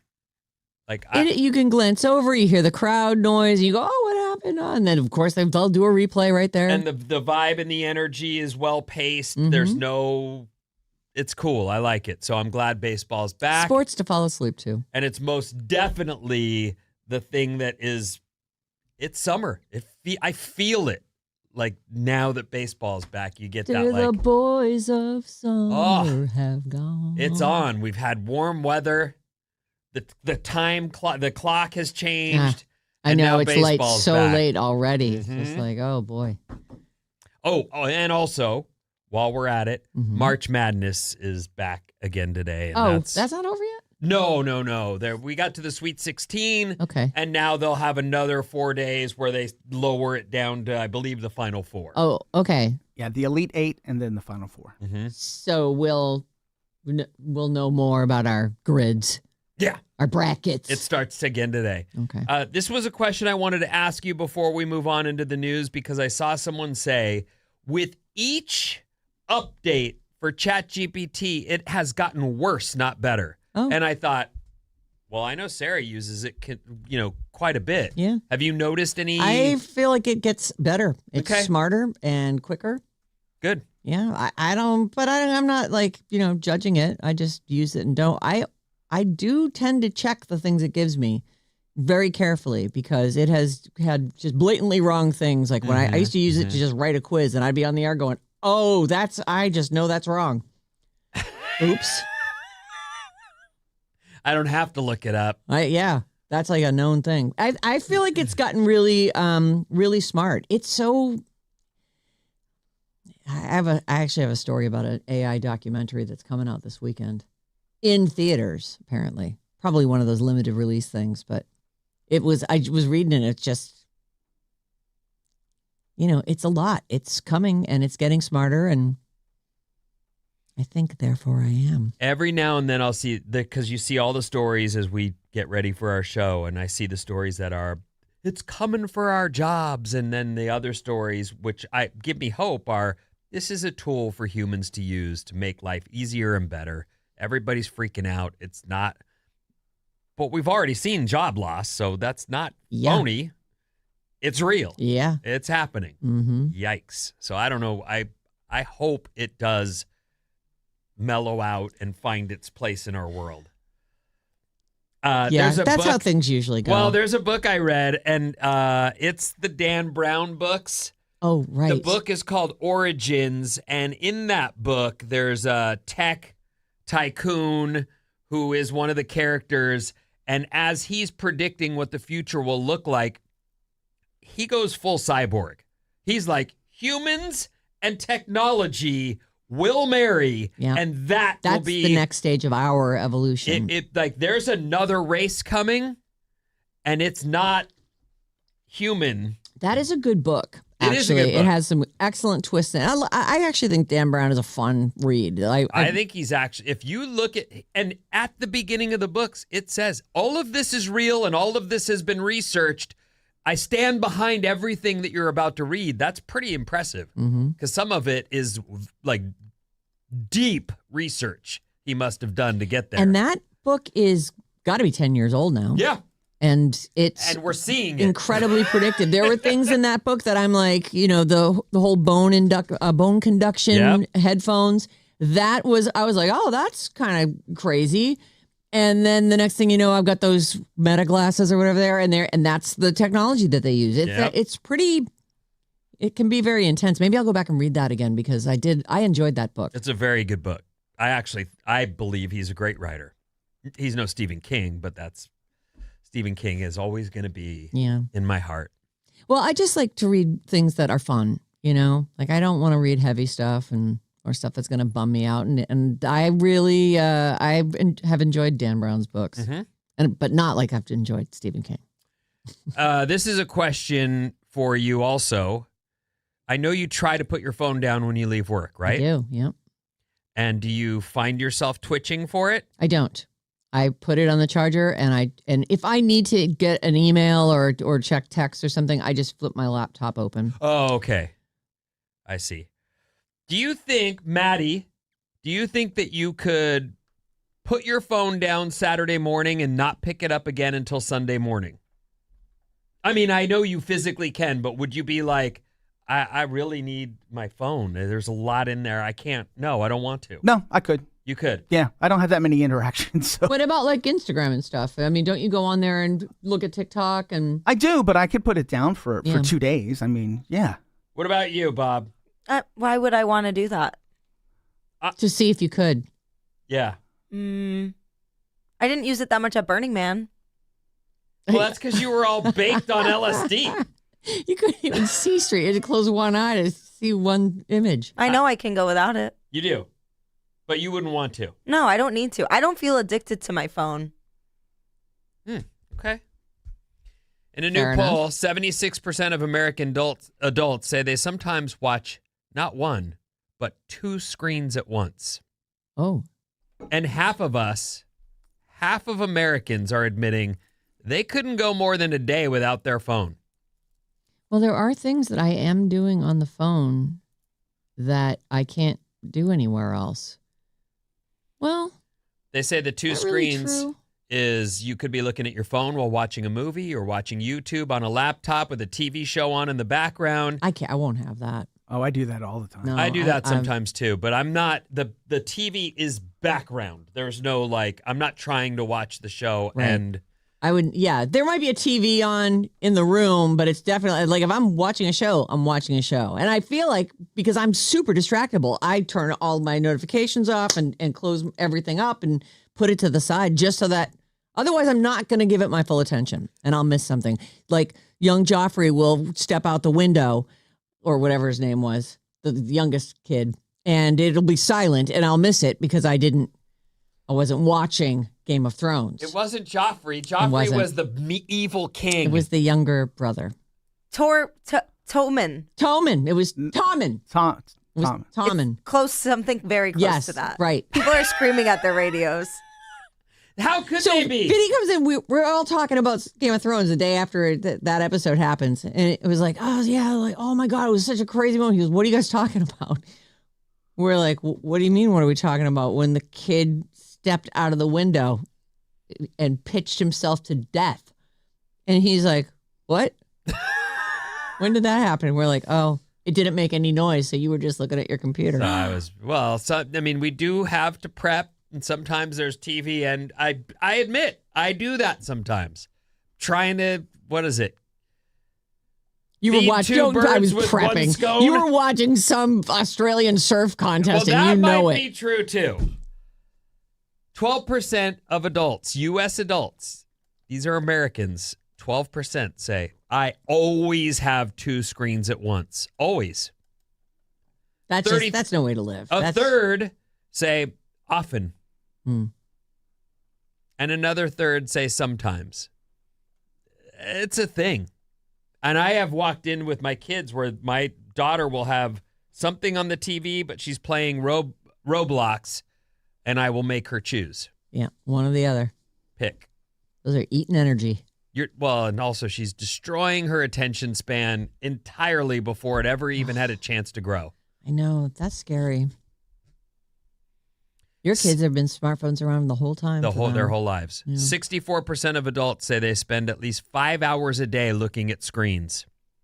I spend 4 here. This giant screen in front of me. I definitely spend a lot of time looking at screens.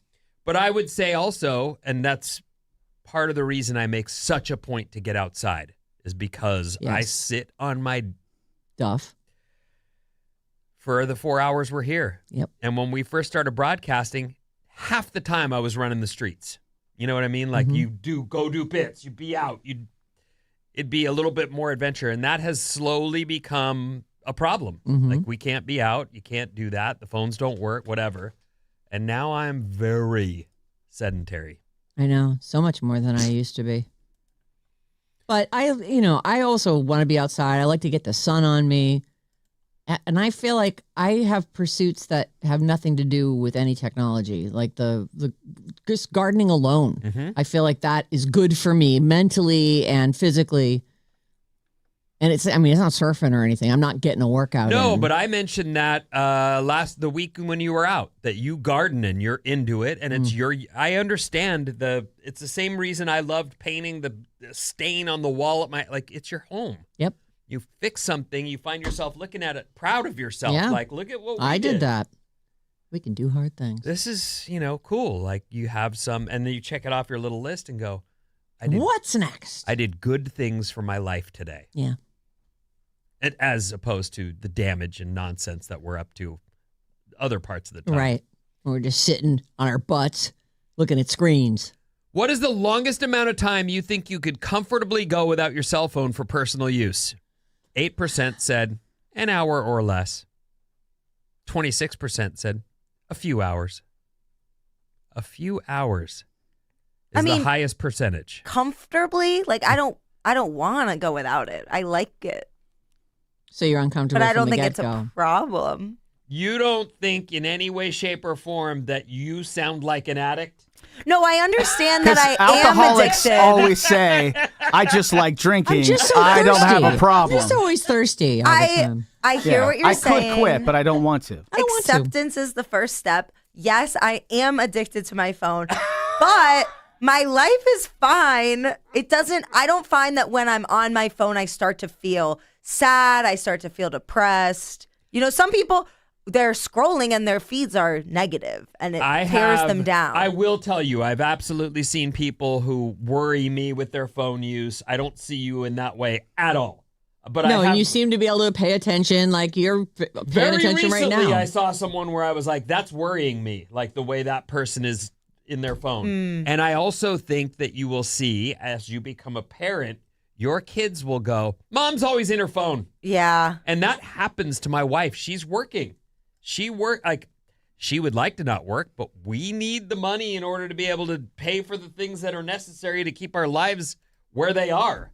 So she has to work, and she's in her phone most days. Right. And the kids, that's their rap on her. Mom can't not look at her phone. It's kind of a bummer if you're a mom, right? It's a total bummer. It's a bad review. You would feel guilty. Didn't you tell that story one time about a talent show or something, and some of the kids did a skit where they impersonated their mom and she was on her phone the whole time? Absolutely. And it blew my mind. I knew the mom was in the audience too. And that was just, it had to That's be. rough. It's the kids, a young teenager doing a skit, and she's doing her mom, and she won't look away from her phone. Mm-hmm. Oh. Don't worry, her mom was busy looking at her phone. Right. She didn't even know it happened. Our text number is 800-400-3697. Maddie's on the show. 925, my wife and I went to the movies for the first time in several years to see Project Hail Mary last weekend, and she was very worried about watching the entire movie without her phone. Oh. Yeah. I hope it went well, and I hope your experience wasn't ruined by other people being around. I had to pee in the middle of the movie. I was super bummed. Oh, that is the worst. There's actually an app for that. Go Run pee. Run pee. I went during the karaoke thing. Okay. That's a choice. Don't say any more. I won't.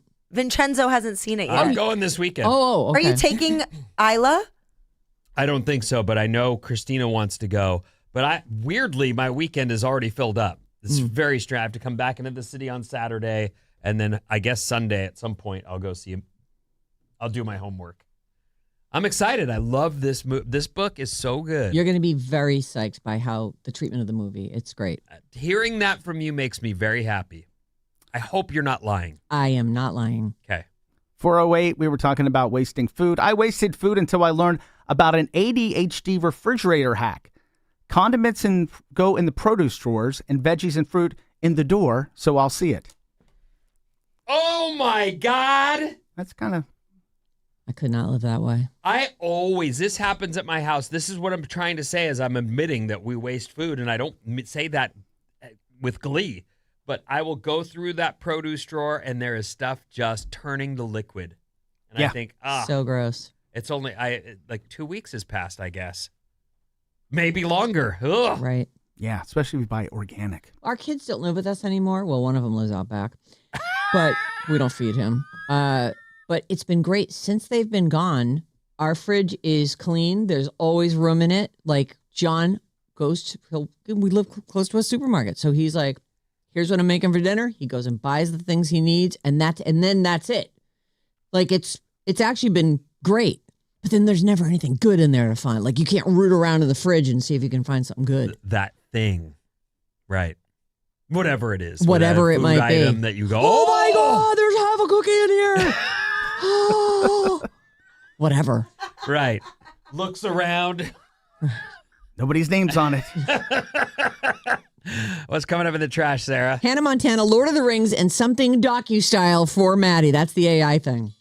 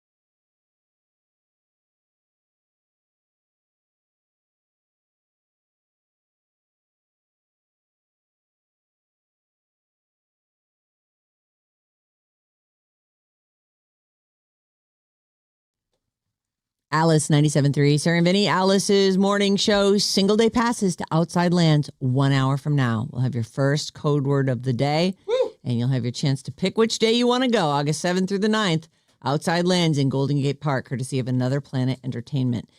Our show is fully perky, thanks to San Francisco Bay Coffee. Mm-hmm. You can call or text us 800-400-3697. Works like a phone. You can also text us there. And email us anytime, Sarah and Vinnie at Odyssey.com. Tomorrow on the show at 7 a.m., Bad Advice. Yeah. We're really excited about it. I have some good problems. Bad problems? I have some problems that we're going to solve. And Lisa and Katie Coffee will be in to help us out. Mr. and Miss Coffee. Mrs. and Mrs. Coffee. Hi, Smoots. Okay, it's getting creepier. Anyway, they're going to be joining us and be our guest advisors on Bad Advice. You can send your problems any old time, whenever they occur to you. badadvice973@gmail.com. Hannah Montana, there's a lot of Hannah Montana fever going on right now with the 20th anniversary special. The show aired already? It did. I think it was Tuesday night. Okay. I found this interesting, though, because at first I'm like, okay, so the house that they use for the exterior shots of Hannah Montana's Malibu mansion is on Airbnb. So I skimmed the story and I realized this house is a famous house. Like a bunch of stuff has happened in this house. So the 20th anniversary celebration continues. You can now stay at the mansion, this Malibu mansion, thanks to Airbnb, the actual home. They use it for the exterior shots. And then I guess everything inside was on a set. Fans will be able to step right into Hannah's closet. They're going to have all kinds of little pop star outfits that you can try on. Hopefully in your size. I have no idea. Glittering looks, sequin tops, bold accessories. And you can walk right out the back to the beach. It's a neat world we live in where things are so thoughtful. Like, what a cruel experience. I wouldn't do it. Right. But I do think that if you're a huge Hannah Montana fan, that's kind of a neat experience. There are 10 one-night stays available from April 6th through April 16th. Groups of 4 can request a book starting today at 9 for free. You can go, all you got to do is get yourself to Malibu, I guess. Wow. Yeah. So it's today, well, you know what? It says 9 a.m. That could be Eastern time. I would go check this. Just Google it. I don't have the address. Sorry. But 10 free one-night stays for 4 people. This mansion has some history. It was where Reese Witherspoon's character lived in Big Little Lies. Oh. Remember how the beach was right out there? She was married to the guy from Severance. Severance, His yes. name, Adam Scott. Yeah. It was also used for season 4 of Selena Gomez's cooking show, Selena and Chef. All right. And what else? That's it. Oh, okay. And the outside shots of Hannah Montana. So I wonder if there are definitely places that are like on the Hollywood register of places that you can rent and use for shows, locations that make themselves available. Like in Hawaii, there's a ranch. And they shot parts of Jurassic Park there, and you can go stay there and, sort of travel tourism kind of stuff. But the fact is, they found this location, they rented it, and have made it famous. And so we had a house like that in our neighborhood in L.A. Oh, like they would do location They stuff there? They would do some stuff there. You'd see some reality shows. But what happened, though, was it started getting rented out by people making adult movies. And the neighbors were not happy about it, and they actually got rid of they had to get rid of the Airbnb. They do say that people do rent Airbnb specifically to set up porn shoots. There was one just last week. We didn't report it because it's not really news, but there was a lady who was making an OnlyFans lady who'd rented an Airbnb and was making shower videos. Oh. And so the rest photo is this cute girl smiling, which I thought, that's strange. because it turns the way the headline read, it was like this person's going to the bathroom in these Airbnbs, and it's disgusting. Oh, and then that's what she does? Yeah, she's showers. Yes. Oh. Golden ones. Those kind of showers. Yes. Oh, I thought you were like, it's just a great big shower. No, she goes in there and I'm takes trying a to shower say video. this lady was now we get arrested it. for renting out Airbnbs and using them, but then it turned out she's an OnlyFans person that was making videos of that type for her fans, but she was arrested because she's ruining these people's homes. Oh. So she's not going to the actual physical bathroom. No. She's going wherever she feels like going. In the kitchen, Oh, on boy. the floor. Oh, Lord. You know what I mean? Is she making any money? I don't know anything about and it. they're OnlyFans. But the whole, like, she's very cute and smiling, and then there's this person is going to the bathroom in the house. Yeah. Right now, she's smiling at the camera while she's going, we've narrowed it down to just her face. You know, I was just saying it's a neat world where you can go and rent, but it's also a sick world where that's what people are able to access. Videos of someone, doesn't matter. If that's your thing, enjoy. Good for you. But enjoy in someone else's house. Don't rent my house and do nasty things. Right. Miley, back to this really quickly. Miley has a new song that's coming out tomorrow. If you watch the Hannah Montana anniversary special, it's the song she performed at the very end. It's a new original song, and it's called Younger You. So we'll get a hold of it tomorrow, and we'll listen to it then. She is so smart. She is smart. She just keeps putting out hits and isn't worrying about the album or the whole tour that should follow. She's doing what she wants. Yeah. That's pretty She cool. actually has said, I don't tour. Right. Nope. It's not for me. It's not a healthy thing for me to do.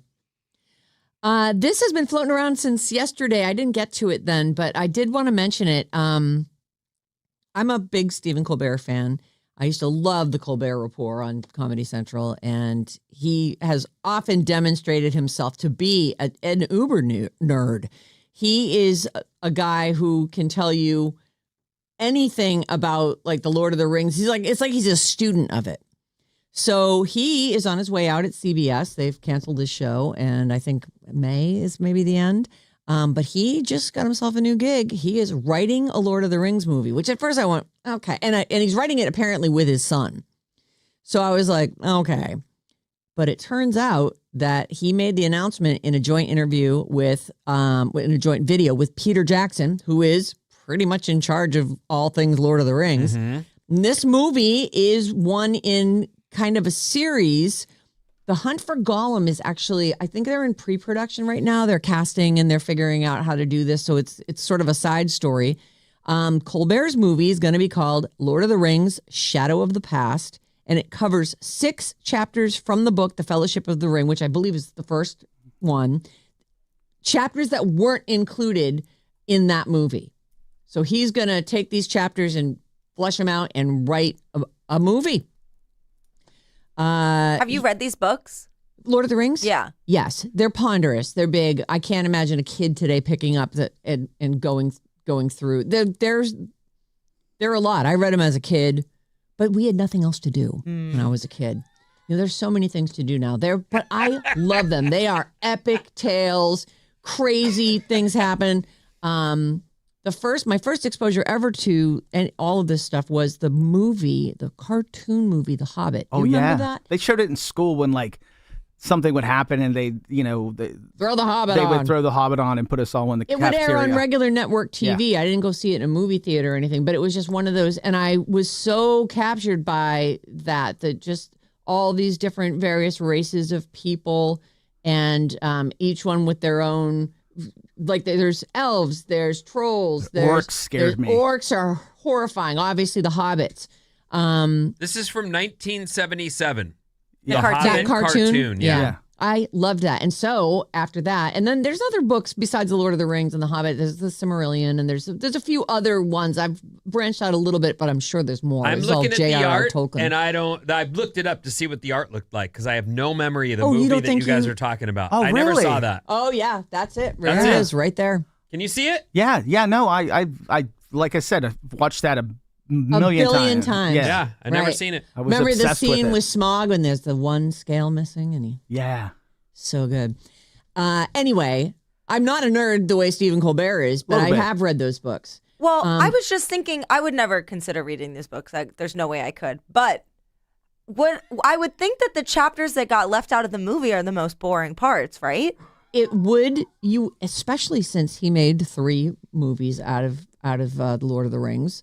And so there's just so much in the books. There is. I know. It's like It's big fat books. Like it's like the Game of Thrones books. Yep. Like as they got past the first one, they had to start cutting plot lines. That some of them I thought were really good. Yes. Plot or lines. they'd take a character that they'd already introduced, and rather than introduce a whole new set of characters, they'd take those people and put them and make them do that. Right. That was I think actually that's good. quite clever. It was pretty clever. So Colbert's movie is called Lord of the Rings: Shadow of the Past. It's based on these 6 lost chapters. He says it's faithful to both the books and the movies, and it'll be a while before we see it. The Hunt for Gollum is supposed to come out a year from December, so December of 2027. And then I guess he's in the midst of writing it right now. It's nice to see that Colbert will be keeping busy. Yeah, no, it's cool that he was actually hired to do it. Yeah. Like, good for him. I know, and his son. That's cool. Yeah. It's fun to do things with your kids to feel like Riley and I we made a word game and we still have it and we work on it all the time, and it's just like it's like super fun to like see him do what he does and to be able to collaborate. It must be awesome for Stephen Colbert to have like a fan of something that he's such a nerd for in his family. I think it's great. So there's that. This is the AI doc I mentioned earlier. It is called The AI Doc, or How I Became an Apocalyptimist. And this is a review that I'm reading here. It's in Variety if you want to look it up. But basically, this guy, his name is Daniel Roher. He's made a documentary that explores what will the future of artificial intelligence bring us. And they call them fearlessly open eyes. Because a lot of people go, it's this, it's bad, or it's this, it's great. And it's apparently, I looked it up because it doesn't really list it in this review, but it looks like it is being released in theaters this weekend. Now, it's probably one of those limited releases, like documentaries don't usually go worldwide. Right. But this article itself just has a lot of kind of cool thoughts here. They say it is going to change the world as we know it. It will wipe out jobs like a tsunami. It's going to replace workers. It is smarter than, and it's going to be given more and more control and take more and more control because that's the nature of how it works. It's a synthetic mind, but it's designed to evolve into an invincible operating system. Oof. There are so many little chunks like this in this story that I was both like jazzed and completely horrified. So just wanted to let you know that is apparently in theater. I'll let you know when it's streaming because I don't think people are running out to the movie theaters lately. Only to see Project Hail Mary. Yeah, exactly. I've made my foray into movie theaters, and I'm done. That book, Origins, that I mentioned last break or 2 breaks ago, I don't know when I said it. This was the Dan Brown. Dan Brown book about technology. It's got some of that in there where there is... I know better than you. That's the guy's attitude. There's some AI in there that is trying to complete a task and does it. And then when it's explained what this AI has done, they're horrified. Yeah. But he's going, I did exactly what I was ordered to do. Right. And they're like, no one. You had your own ideas about it, though. Yeah, I'm thinking about it over here. I'm mission accomplished. It's very, very, very interesting. Yeah. The book is called Origins. It's Dan Brown, the guy from the Da Vinci Code. Yeah. Anyway, this... the AI doc, or How I Became an Apocalyptimist. Okay. So, and they say that it's they're calling it funny at times and kind of mind-blowing at times. So this is just a review of it. But I found it on Variety if you want to go look at it. I fight to make sure that I stay optimistic about the future for my kids' sake, for my own heart, I just want to live in that world where this is all good. We're going to be good. I know. Don't worry, everyone. It is scary, though, isn't it? I don't want to be scared. Me either. I want my kids I want to feel secure. I want them to live to be 100 and live happy lives. Happy, fulfilled lives. Amen. Ding, ding. Want to eat some headlines? Yes. All right. The whole story's right there in the lead, but if you're still hungry, you can ask some more. Here's a few. I have so many. Britney Spears spotted publicly for first time since Dewey as she stops at a Malibu Starbucks. That's the whole story. Okay. Don't do it every time. Bachelorette star Taylor Frankie Paul under investigation for third alleged domestic violence incident. What do you know? Is that all you know? That there really are no more details. Okay. They say it's undisclosed, but this is the lady who's the Bachelorette season. It's hard to. I don't know her. I only met her last week. But if we're at a third incident now, I believe this dude is scuzzy. The guy, I believe he's ruined her whatever you want to call her. This Dakota baby daddy guy. He's ruined her reality TV career. It's a weird thing to say, but yes, that is she a career. had that and was making money at it and was getting other shows because of her first show. And he's ruined it. But she, at this point, if there's a third incident, it's pretty inexcusable. Yeah. Wouldn't you say? It does feel like more of a pattern than an isolated incident. Here's another Taylor Frankie Paul headline. Taylor Frankie Paul sparks outrage as she collects full Bachelorette salary after axing amid domestic violence scandal. She did the work. She was out there promoting it. It was about to air. They would be in a lawsuit if they didn't pay her, right? Yep. Ace Ventura's butt birth rhino prop sells for... Ace Ventura pet detective Jim Carrey. He had to crawl out of a rhino suit. Yes. Because the door wouldn't open. $50,000. $50,000, says Vinny. How big is it? It's full size. It's a full size rhino. Don't they weigh like 1.5 tons? It's a fake. It's a prop. It's a fake but rhino. It's what he comes out of. So as a human being can fit in it and come through. He's stuck in it though, and so he has to exit it out the back. What's it made of? Like paper mache? No, it's like I think it was like animatronic, right? It was like moving robot, around. yes. You'd run it from inside. Oh. Yeah. Oh, like a puppet. I'll say 150K. 150K. You said 40. I said 50. You said 50. You said 150. I'll say 100. It's 40. I'm sorry, 60. So Vinny wins with his guess. That is surprising. I actually, after I said 50, went, of course it's more than that. You know, it is more, 10,000 more. But but the thing is, I feel like it's a pretty narrow field of people who want what do you do Ace with Ventura it once you get it? rhino. This isn't that famous of a movie. I haven't even seen it. Oh my you're wrong. God, you're wrong. You're fully Ace wrong. Ventura is absolutely amazing. Should I watch it? Yes, you Ace should. Ventura is... You haven't seen either one. There's two? Yeah. This is from the second Second one, one. I Second believe. one. This is from the When second Nature Calls is the name of And it. I believe it's how the movie opens. Yes. Yes. It's off to the races with that. Yeah. Maybe we'll have to do it for Bob's Movie Club. You guys can educate me. We'd be down. Yeah, the original is a classic. You must watch it. It's so good. I agree. It is just the best. All right, next one. Here we go. Eating headlines. Nom, nom, nom, nom. CBS Media ventures to launch new legal show starring Judge Judy's son and has renewed Entertainment Tonight as part of fall syndication slate. Oh, Nepo babies. They're the worst. As far as they're concerned, they're the best. Next headline. Spider-Man, Brand New Day trailer makes history by crossing, I think it's at 1.1 billion views. What? That's the name of the new one? Spider-Man, Brand New Day. Oh. It hits theaters July 31st, and the trailer has made history. It crossed, I mean, when did that even come out? Last week? Yeah. Yeah. Yeah. And it had 700 million in the first day, which Yes. I do not understand. These nerds must have Claude telling it to play it over and over and over again on like 10 different tabs or something. Makes no Claude? sense. Yeah, it's like a chat GPT equivalent. Or maybe people really like Spider-Man. I'm I not don't buying think so. it. I don't either.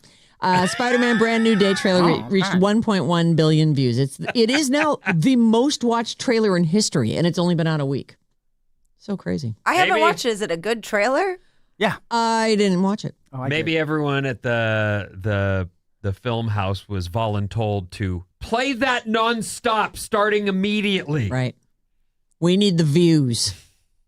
It's definitely, the marketing girlies are up to something with this one for sure. Next headline. Celine Dion. Sorry. Celine Dion to make her concert comeback in Paris 4 years after stiff person syndrome diagnosis. Oh, good for her. She last headlined a concert in March of 2020. We did see her at the Olympics. How'd she get better? I don't know that she is better.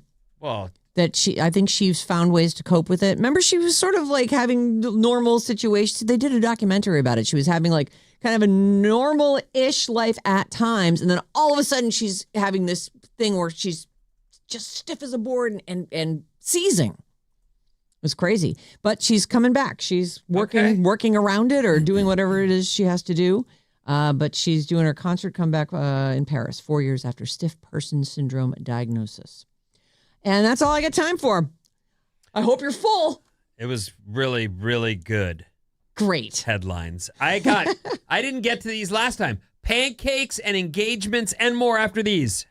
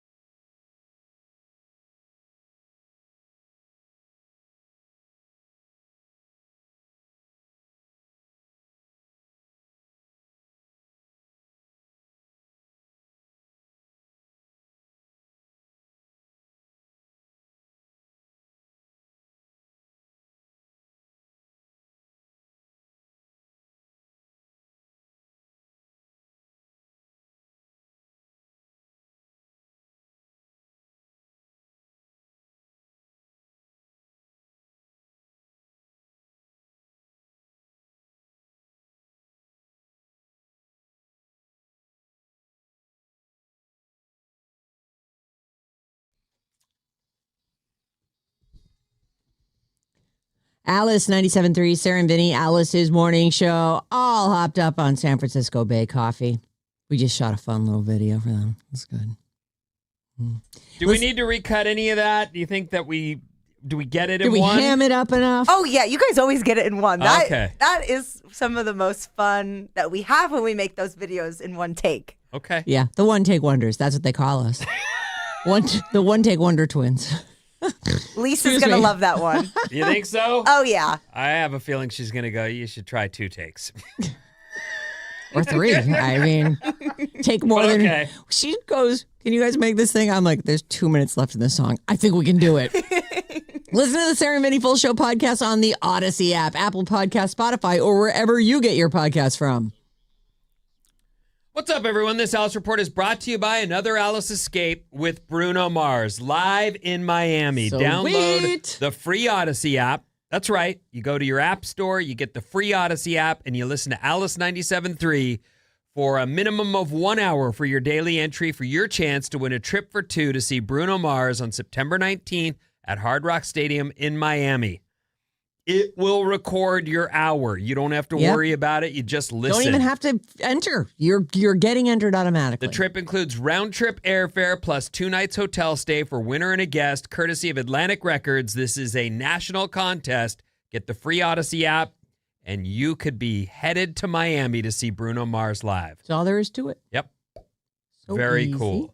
Yesterday was great. Today will be very much the same weather-wise, so...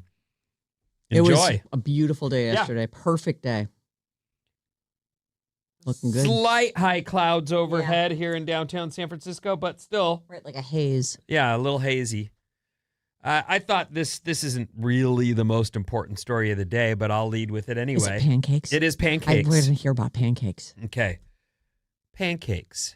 You want a thick pancake? A thick, cakey-like pancake, or do you want a thinner pancake? I want it to be in the middle of that. I need it to be fluffy and elastic. A little bit, I don't know. There's like a certain... Chewy? Not chewy, but it's got like a... I don't know. It's really hard to describe. But the best pancakes have that like... There's a bounce back, almost. They've got like a... it's not like a sponge cake. It sounds spongy is what you... A little bit, A buoyancy. It's why you put lemon juice in so that it causes it to be fluffier. You put lemon juice in pancakes. Absolutely. You put a little bit of baking powder. Yeah. You put baking powder in? And I usually use Bisquick, and then I put in a little bit of baking powder and squeeze a lemon on top of it, and it foams up. Baking powder, not baking soda. Baking powder, not the stuff you put in your fridge to absorb odors, but the stuff you add to like cookies and stuff. That's weird. And lemon? Yeah, an acid. I think you can do it with vanilla. It makes it like bubbly. I mean, so that when you get the pancake, it's that consistency she likes. It's got some squish to it. It's got a little squish, but squish you and can bounce back. still get the nice, hard exterior. You want the hard guys exterior, are totally pro, and the soft inside. I do like to make a pancake. Okay, so I use Bisquick to make a pancake, and I make them for my kids. Actually, just Edie, because the other one can't eat them. But I make them just with the things on the Bisquick, except I don't put in the like tablespoon of oil. Oh, so really? It's really just 2 eggs, a cup of milk, and the 2 cups of Bisquick. And I think I pour a little vanilla in. You don't put the oil in? No. Why not? I don't know. Why do we need oil in pancakes? You can use whatever oil, like any avocado oil will work, any kind of vegetable oil. But what for? It's part of the recipe. That's what's for. Oh, I've never noticed that it was needed. Do they feel kind of dry? They come out fine. Oh, well, then I guess you're all set. They're good, but I also make pancakes very thin. I don't want a cakey pancake. Oh. And that's what this story's about. The ultra thick pancake is on the rise. Get it? They're extra thick, and it's what the trend is right now. If you were to go to, they say I don't like them too like that. They're more bready. I don't like that. That's bready is what they're going for. That is thick. That looks like honestly, it looks like a donut. Nope, that doesn't have a hole in it. She puts the cake in pancake. Yeah, it's an inch thick, and it's what people are going for now. Well, if they're good, I'll eat it. I mentioned these restaurants where you would go and get them, and I'm not. But there's pictures of tons of different places. Oh, that is That looks just more like 2 layers of a layer cake. That's a ridiculous amount of pancake. The thing about pancakes to me is you feel guilty the whole time you're eating them. And I don't want them to be these giant, I want a couple bites. I don't want some big, thick pancake. Wah. Those aren't pancakes. They are those listing pancakes. places from New York City through the South where, the whatever Southern Kitchen and all these other... Paula Deen's Southern Kitchen? No. I'm eating at the Southern Kitchen. Luella's Southern Kitchen. Oh, this one's in Chicago. Anyway, there's all these places now that are, if you order a pancake, you're going to get, it's like at least an inch thick. That's not a pancake. I'm with you. I agree. I am a no. Don't on change. The thick You've pancake. created something new. You've created a layer cake. Breakfast cake. A breakfast cake, right. I don't know. I saw that and went, I don't And want some that. places make them so big they can't even hardly fit on the plate. I'm like, just give me one of those. Put it in the middle of the table and we'll all fork it. The table cake is a good move. Table cake. Mm-hmm. If you're having breakfast and you go, well, I want eggs because that's what I really should have. And then, Well, then I want the eggs. I want a little bit of that, though. I know. It's nice. And everyone who gets a table cake, they've done it because they're sick of people reaching over and taking a bunch of their stack of pancakes.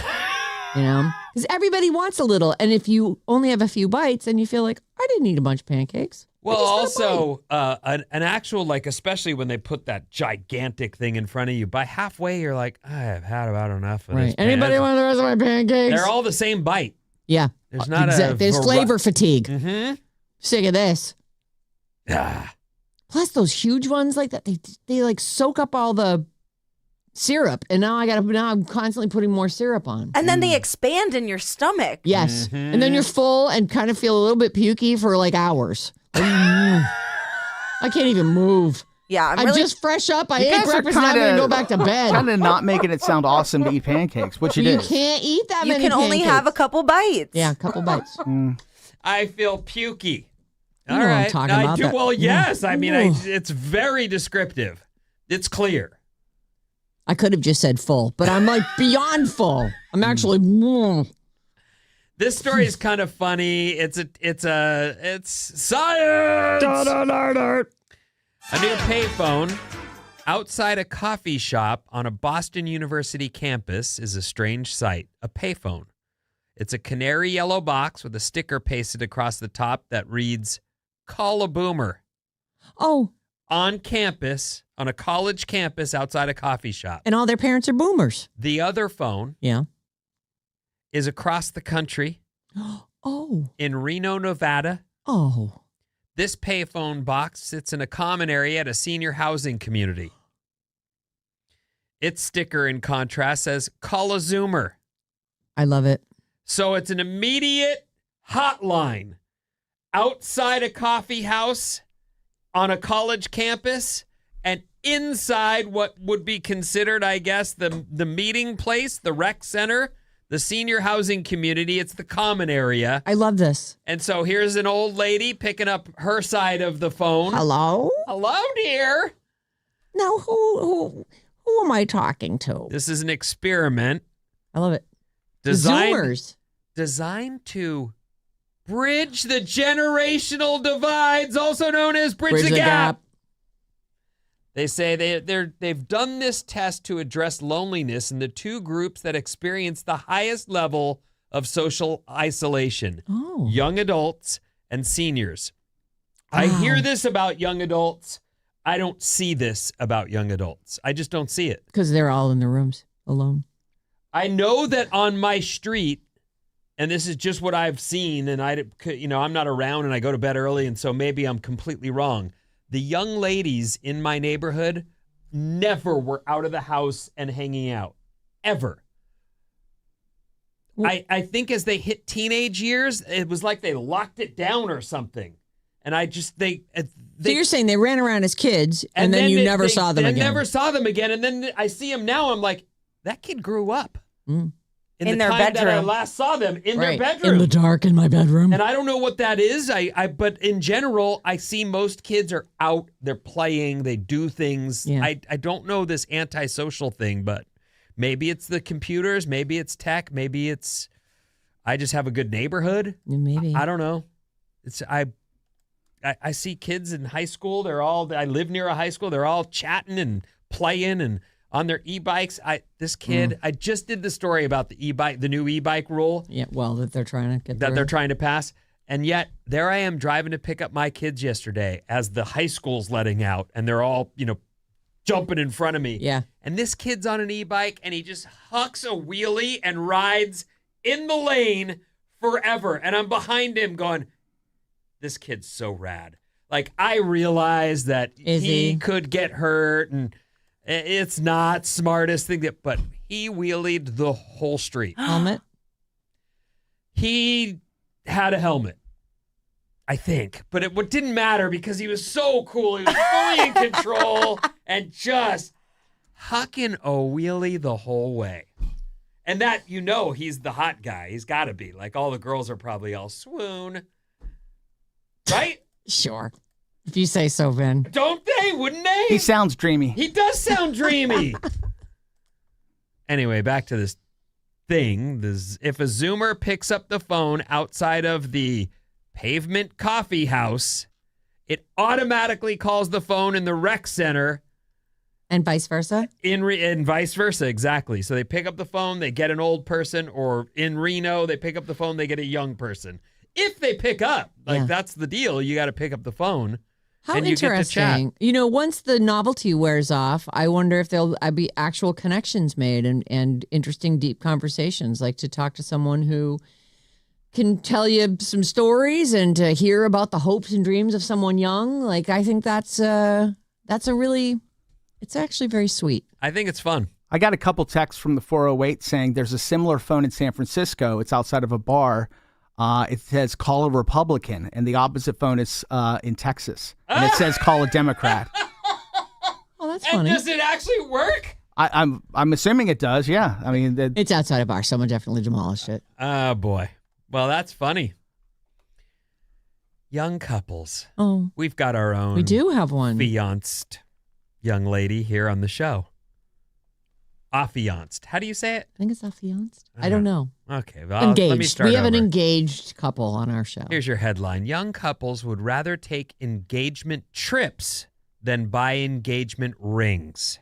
Oh. Now, I'm a married guy. Yep. And I married very late in life. And the one thing that I thought is of value when it comes to this whole expense of weddings is that the ring it's a sign a or diamond is forever. It's the thing it's part of your, and it becomes a family heirloom. It represents your commitment. Yes, your marital status. And I always felt like, okay, I will buy you a good ring. You want a good ring? I'll get you a good ring. Find you a great one. I can see some of that other stuff, like flowers at the wedding. That seems like a waste of money. It's a lot of money, too. That doesn't seem worth it.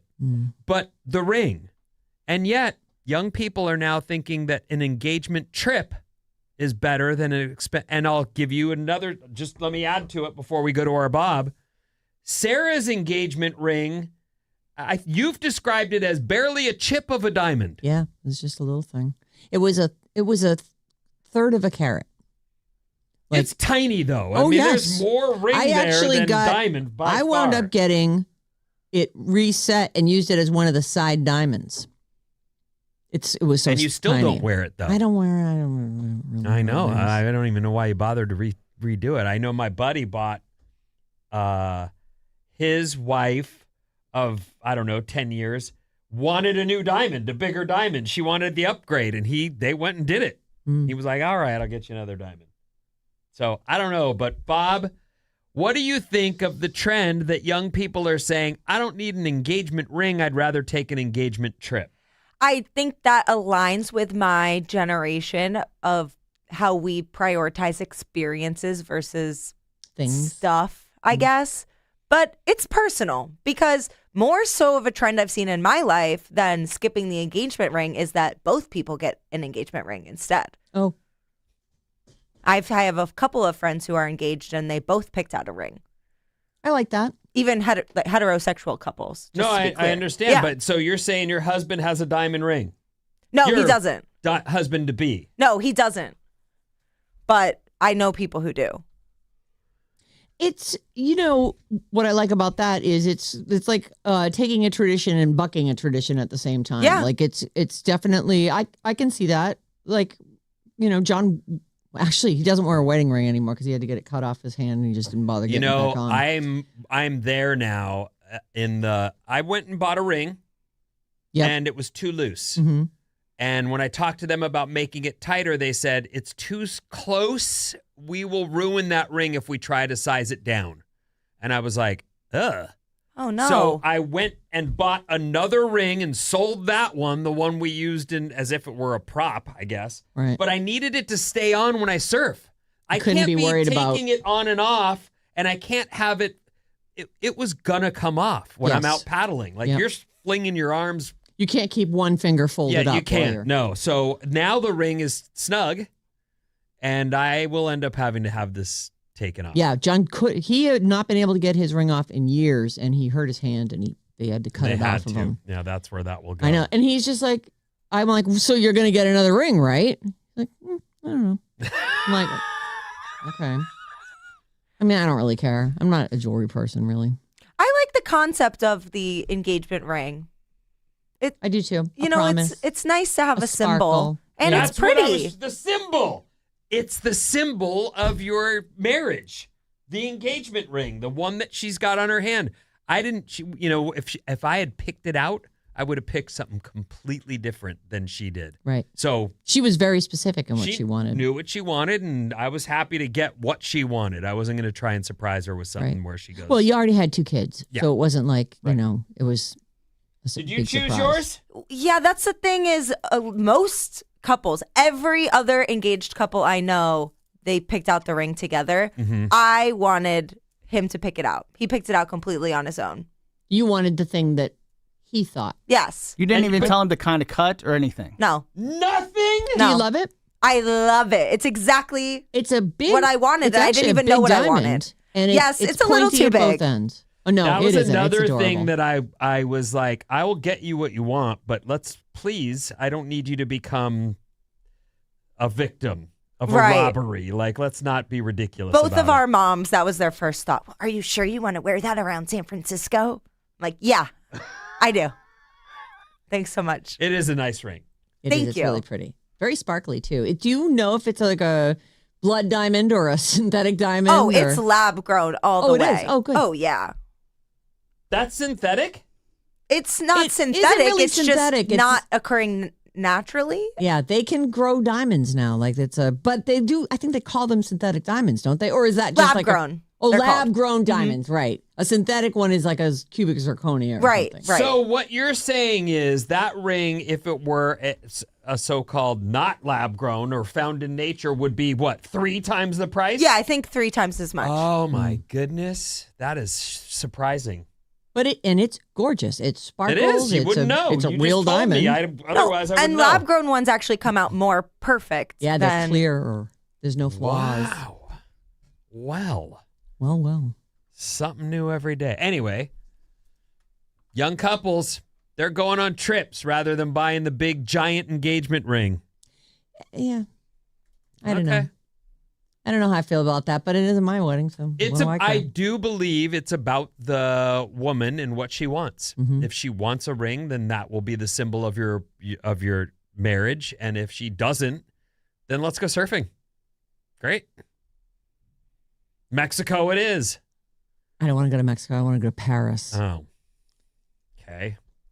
I'm not even getting a ring, and we have to go surfing in Mexico.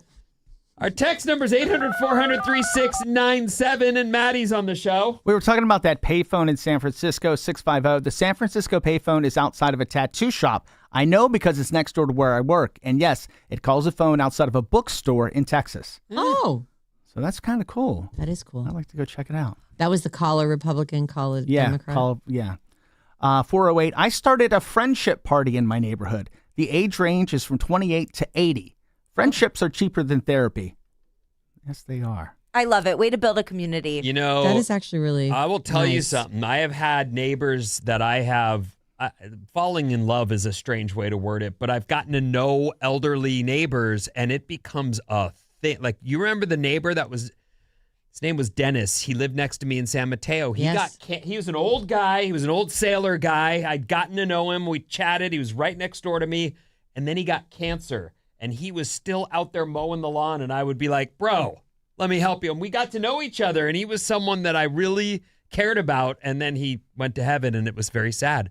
And just recently, a lady that she lived near us, we got to know her. There were times we would bring her Thanksgiving. Is that your old house? This is at the beach house, actually. Okay. We got to know Sue through living there, and she watched my kids grow. Oh, and right. She loved them, and she would always ask me about, how are your girls?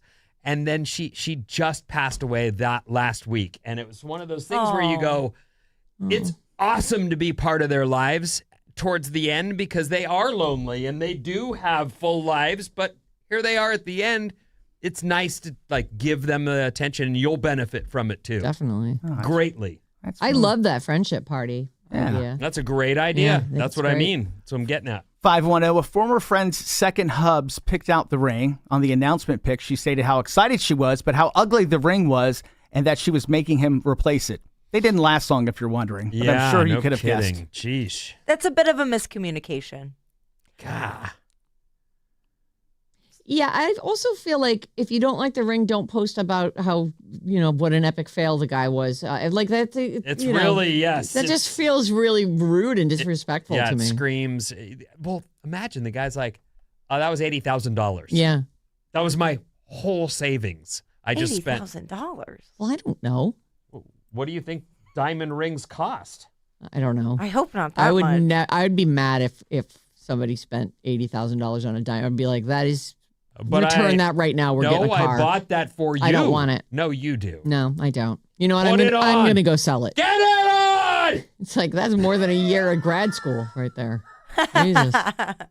408, our neighbors are in their 80s, and they're like grandparents to my kids. We love them, man, in San Jose. Mm-hmm.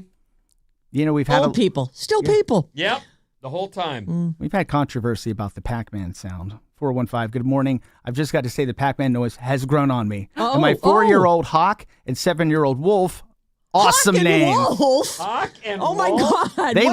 They love the sound. Makes them crack up. Have a great day, Val and Mission Vallejo. Yes, pro Pac-Man people in the chat. And they're cool. Howl and Wolf. What are their names? Hawk and Wolf. Hawk and Wolf. What? I wonder what this guy's name is. And then 925 says, we would much rather hear Bob's Nom Noms. Thank you, Bob. G from Sacramento. Oh, yeah. Nom Nom more. I'm happy to record it. No. It's a live thing. Oh. Sarah, what's coming up in the trash? Thank you for asking, because I would not have known. Single day tickets to Outside Lands.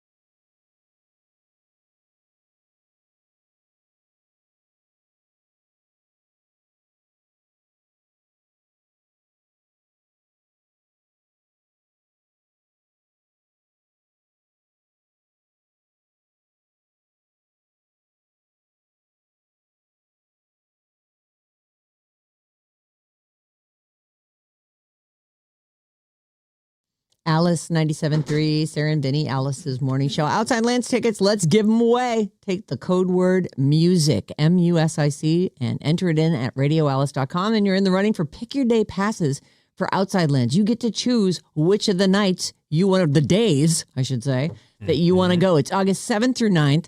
You're going to want to go to sfoutsidelands.com and look at the lineups and then choose which day is the one that works for you. It's all happening in Golden Gate Park. And Mason has another chance for you at 12:05, and Jane has one for you at 5:05. This hour's code word is music. Music makes the people. I don't know if she picked together. It up because of you, but Mason started doing puzzles. And I know that you've always been a puzzle person and have mentioned it on the air many times. Like jigsaw puzzles? Yeah. Oh. And she's someone who was saying, I've got to find something other than my phone to entertain puzzles me. are so great. You really do you can't believe how much time goes by as it's meditative. She posted it today. So if you're looking to follow her, it's Mason on the mic. I want to say thank you to Another Planet Entertainment. Sorry, did I cut you No, off? it was fine. I didn't. Oh, because Mason came up because I said she's at 12:05. Mm-hmm. Okay. Thank you to San Francisco Bay Coffee for the coffee. They have been providing us with coffee, and it's delicious. But it's easy to get. You can, pick it up at Amazon. It's in stores. You can email us anytime, Sarah and Vinnie at odyssey.com. That's for general business. You got to be something going on. You want to share a photo or tell us something that's going on with you. And yes, people are reading. I'm checking that box all day. So nice. Don't feel like you're so sending you could write during the show even, and you'd be looking at it. Checking it during the show even. But on Fridays, we do something called Bad Advice. And I'm going through right now. I had it whittled down to 2. Well, I have the one crazy one that I know I'm going to do. Okay. And I had it whittled down, and I think I've made my decision. So, all right. But there are a few good, juicy problems. And if you've got one, please send it along. Give us a quick rundown, and then maybe put some more details down at the bottom in case we have questions. And you can send it to badadvice973@gmail.com. And we do all real listeners. Like we're not pulling these from anywhere else. Although I do think the one tomorrow might be a made-up situation. I don't know. It's too weird. It's too weird. You're going to know. All right. I'll know if it's fake. You will be the judge. You will be the... I hope it's real. I hope it's real, too, because it's so funny if it is real. Like, it would be the weirdest situation. You'd be like, how am I here? Well, it's not our letter, but often these people who fake stuff, it's pretty clear. Right. Like... So I just can't imagine someone thinking this up. Yeah. Like this had to have happened. I think it had to happen. All right. Okay. Well, you'll find out tomorrow at 7 a.m. And if you miss it, don't worry. You can get us on podcast. You can watch the YouTube show whenever you want to. The whole show's up there. And do you isolate out certain things? Like you take the Bad Advice segment and make it its own standalone video. So it's I sure easy. do. People don't even have to scroll through. So easy. Okay, let's see. I had a couple things here I wanted to mention. Sublime. They have announced Until the Sun Explodes. I hit it a little too soon. Sorry. The sun exploded already. The sun exploded all over me. Oh my God, that was premature. Okay. I'm sometimes, I'm aware. Quick on the trigger. Sublime, let me just start over. Please. Get all this out in post. Sublime announced Until the Sun Explodes, their first new album in 30 years. And we do have the title track. So this is, why don't you play it since it's ready to go? This is the latest song and this is with the son of the original singer. Brad's son, yeah. And I have been hesitant and resistant because I loved Sublime. And that last record was going to make them, it was huge. But he was dead. He died. Actually, and it was huge. I think he died here in San Francisco while they were touring. Like in what is the name of the hotel? I think it was out the Beachway, but either way, it doesn't matter. It's a tragedy, and I just have trouble with the kid. But you know what? It's his kid. Jacob. Who better to take over for him than his kid? I've seen Sublime in all 3 iterations. Oh, you saw them before he died? Yeah. Oh. And I liked Rome. Rome did an excellent job. Rome was great. The kid live, he can't sing and play guitar at the same time, and he doesn't have a strong voice. But I will say the single is a banger. Oh, I let's like hear it. it. Rome was surprisingly good, He though, was wasn't really he? good. He sounded good, and he put on a good show, and yet here we are with the son of the original singer for Sublime and their new hit. That night I dreamed when I got home, I heard your voice on my telephone, and when I woke up, I was all alone. When the sun slowly rose on that lonely coast, and I only hope that you know I owe He sounds like his dad. Yeah, sounds great. Until the sun blows up in the sky. I really like this. I love it. I wonder if that'll be a hit. I hope it's a hit. I It's know great. he's been making the rounds and they've been playing shows, but I haven't heard him, and I've been resistant. But he sounds like his dad. Yeah, on the album, he really sounds great. I just think live he does. It's a lot to sing and play guitar and do that live, and I just didn't think he had it. But man, the this guitar thing- like a motherfucker riot. If he keeps doing shows, he'll get better. Yeah. And I imagine he's got a busy summer ahead if they're launching a new album. It's coming out June 12th on Atlantic Records. The title track is the song we just heard, so it's Until the Sun Explodes. They're saying here, the last Sublime record that will ever be made.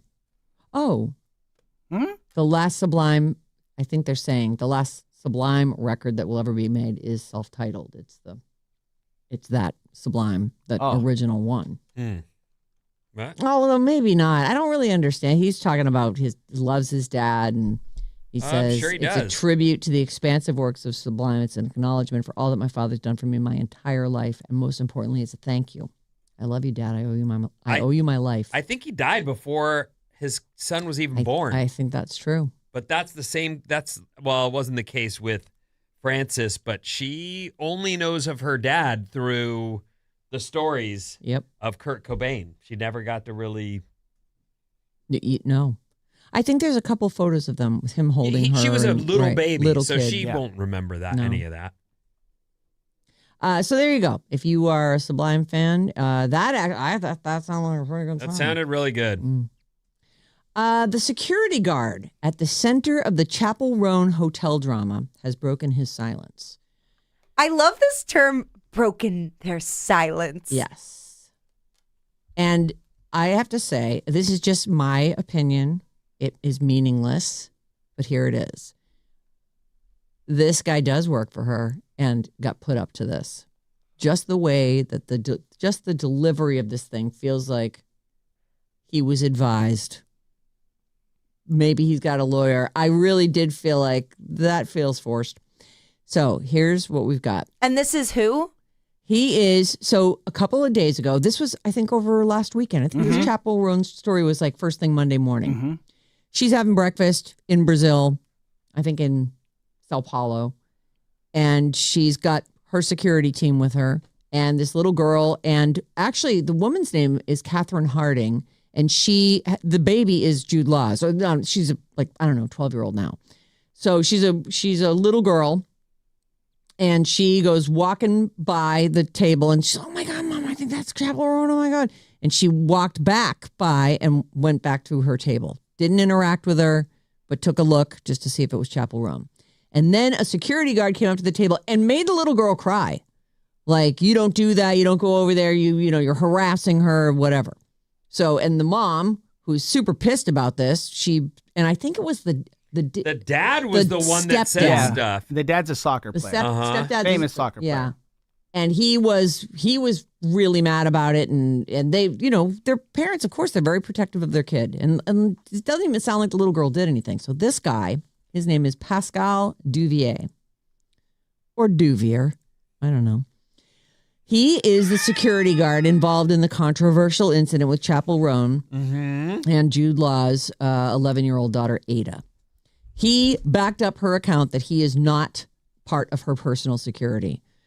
Pascal Duvier is the bodyguard that aggressively confronted Ada and her mother at this hotel. He broke his silence yesterday on Instagram. He said, I'm going to read it to you. I do not normally address online rumors. How many online rumors are there about you, sir? But the accusations currently circulating are false and constitute defamation. I take full responsibility for the interactions on March 21st. I was at the hotel on behalf of another individual, and I was not part of the personal security team of Chapel Roan. The actions I took were not on behalf of Chapel Roan, her personal security team, her management, or any other individuals. I made a judgment call based on information we obtained from the hotel, events I had witnessed in the days prior, and the heightened overall security risk of our location. My sole interaction with the mother was calm and with good intentions, and the outcome of the encounter is regretful. It just feels worded very officially. Like ChatGPT had a hand in that. Or something. I'll tell you something, though. I will say that a kid can react very differently in different, like you could see your kid. My kid can be so precocious and out there and fun, and then other times she'll be like, I feel shy. And you're like, what the heck? What?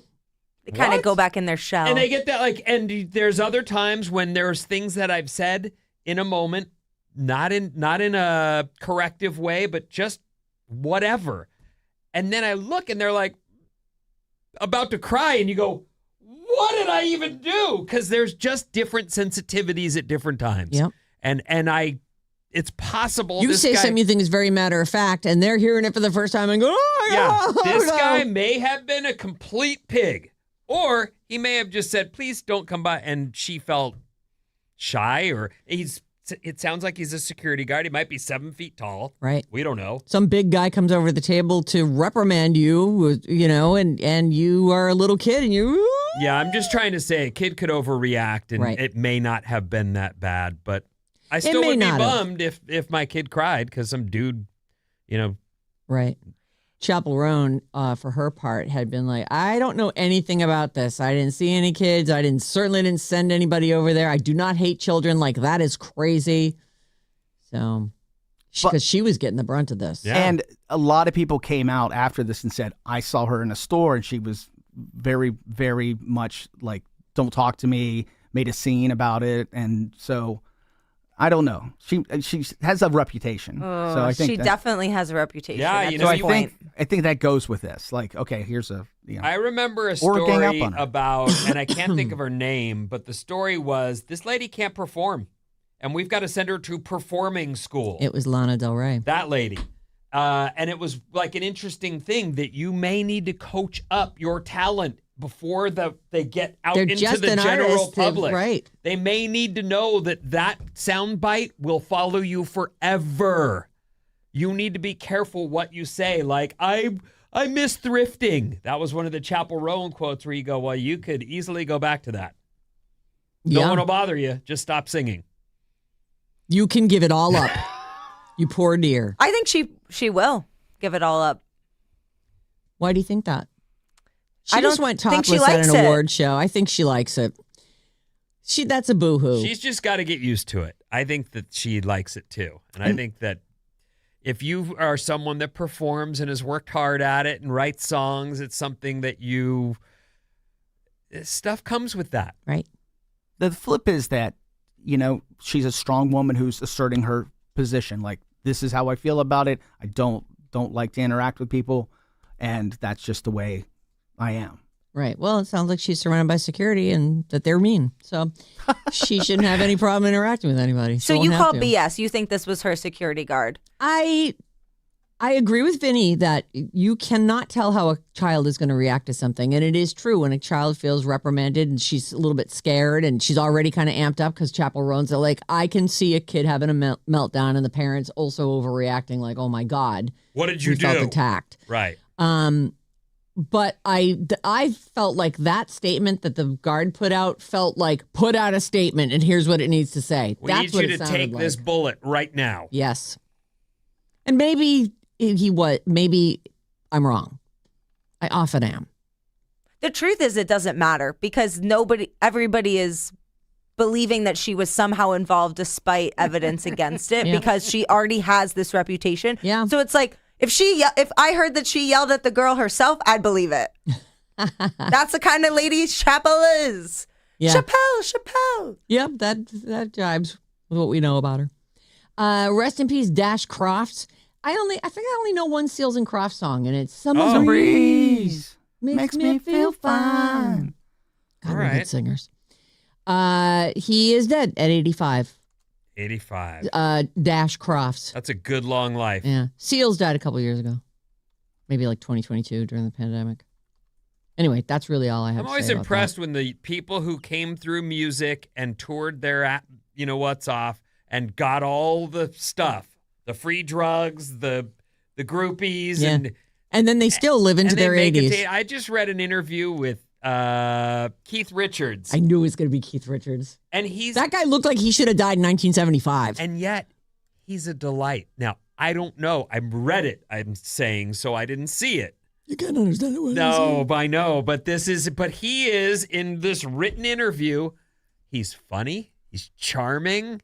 He gets it. He's like, great. And I'm thinking, that's the guy that seems like he shouldn't have made it out of the 70s. Yep. And then he got clocked with a coconut 5 years ago, 10 years ago. He's 80-something years old. Yeah. And in this interview, he is just a delight. And I want to say it's him that said they couldn't tour anymore, right? Mm-hmm. Because it's finally catching up to him. Well, what he says in the interview is that his hands, his knuckles, while they don't hurt, have swollen so much it's made it very hard to play. Right. And he actually is trying to find guitars that give his fingers the space that he needs to still be able to play the songs. But he also says, I figure out new ways to chord things. That's always, he's not the soloist. He's the riff man. Yeah. He's the lick guy. I'm out of time. What's coming up? So much stuff, including wait. Spinach. Oh, I love spinach. A new dating trend. I hate dating. What? Nothing. I'm just trying to have a reaction on it. And more after these.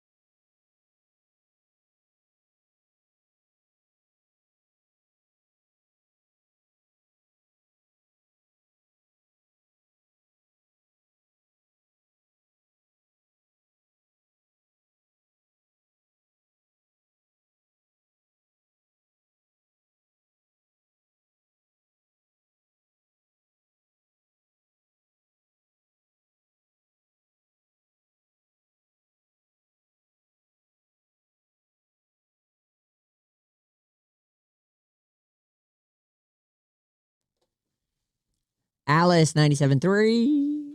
Sarah Vinnie Show, presented by San Francisco Bay Coffee. Stream Alice and take us anywhere you go on the Odyssey, iHeart, or TuneIn apps. What's up, everyone? This Alice Report is brought to you by Bad Advice. Ooh, I'm so excited. Bad Advice is back, and we want your problems. Email them to badadvice973@gmail.com and listen tomorrow at 7 a.m. to see if we solve yours. This week, Lisa and Katie Smoot will join us from San Francisco Bay Coffee. Hello, Smoots. I like having guest advisors, and I like to let them go first. That's the honor, right? You go, go ahead and let's hear what you've got. Take the first crack at it. Maybe you solve it without any help from anyone and we all around go, here. That was perfect. On to the next one. Weather today is going to be a lot like yesterday, so warm and nice. Sounds Giants good. lost the home opener, 7-0. March Madness is on again. So busy. I need to mention this because it's very important, especially if you're coming back into the city this weekend, and I will be. There will be no King protests in San Francisco this Saturday. Know that if you're coming into town. Maybe you're coming into town for that, in which case you should know the location, etc. Right. Check your town, because I ended up somewhere in a town I didn't know they were having the protest, and that's got why stuck in I'm traffic. mentioning it exactly, because all over heads up. Take a look and make sure where you're headed isn't trying to cross a path that will be blocked. Okay. This first story is fun. Okay. I'm ready. The New York Times has a feature about how important your butt is. Oh. Well, I mean, sit on it all day. Building your butt muscles will, quote, help you stay injury-free and independent in midlife and beyond. Take care of your butt, and your butt will take care of. Now, this reminds me of, and I don't have the sound clip. It's gone for some reason, but a comedian was in here one time. His name's Bill Bellamy, and he was like, Sarah, you got a big, juicy butt. I love it. It's the best butt I ever seen. At all. You got a big old butt, Sarah? Yeah. And then I was like, oh. He goes, no, but that's a good thing, though. Oh, he liked your butt. He's a big fan. He could tell I was bummed that he said I had a big old butt, though. he didn't. You just, anyway. It's because you got a big old booty, Sarah. Sarah. Your butt is crucial for stability, posture, and healthy aging, acting as shock absorbers for the body. Weak glutes, often caused by prolonged sitting, dead butt syndrome. Dead butt syndrome can cause hip, knee, and back pain. Oh my God, I have a dead butt. No, you don't. What is? Didn't you hear Bill Bellamy say you got a big juicy butt? He never said juicy. Did not come out of his mouth. Yes, it did. No, it didn't. It sure did. Play the quote. I can't. Right. How do you know if your butt's dead? Maybe you can't feel it anymore. Well, like it goes numb on you, and that's it. It's just dead. It's back there hanging out, dead. I just think that you want to build a big behind to take care of you in your aging years. I mean, how big are we talking about? Can I just do that with ice cream? Is that possible? I don't think that's possible. That's too bad. I do yoga and ice cream. That's my big booty regimen. You know, when we brought up yoga earlier, I think we ran out of time, but you didn't comment on the sword yoga or the other versions. Is that sort of an offense to someone who's trying to actually do yoga that involves calming the mind and being... I think an offense is dramatic. Didn't you study in India? I did, and I wouldn't do yoga with goats. Or swords. No, but I mean, I guess it was... If you're holding this, whatever. I like to practice yoga for the meditative properties as well as it's a freaking great workout. Yeah, it is. It's amazing. Sweaty. Yeah. All around. I love everything about it. Well, the nice thing that I've taken from yoga, because I just can't take it anymore. You got good at it, though. And then I like a switch flipped. I'm in the middle of a class. I'm like, I'm never doing this again. But I do find that being connected to your breath, like if I start to feel myself getting anxious in my life, I just try to focus on my breath, take some deep breaths, Everything's okay. It has literally changed my brain. I am so much more patient than I used to be. I mean, I also have aged. You think I'm impatient? Oh, we don't know. Oh. I don't know you before. Yoga has made you the amazing person you. Maybe we have to credit yoga for the incredible person that you are. And my mom. Your mom is pretty great. Consider exercising your butt cheeks. It's good for you, especially as you age. The stories in the New York Times. Big butt muscles. You want them. Do they give any tips? Is there like some simple thing I can be doing? Kettlebells. They say that's here. Not simple. Squats, lunges, bridges, lateral movements like fire hydrants, which I don't even know what that one is. I know the others. Or sidestepping to target the side glutes. We do all this in yoga. These are all, I don't know why you can't ever just do something like once a week. No, I can't do that. It's got to be like, I go 7 days a week or I quit. Yeah, that's me. Major food company has decided to discontinue a bunch of snacks and it's going to make people mad. Oh my God. What snacks are being taken away from us now?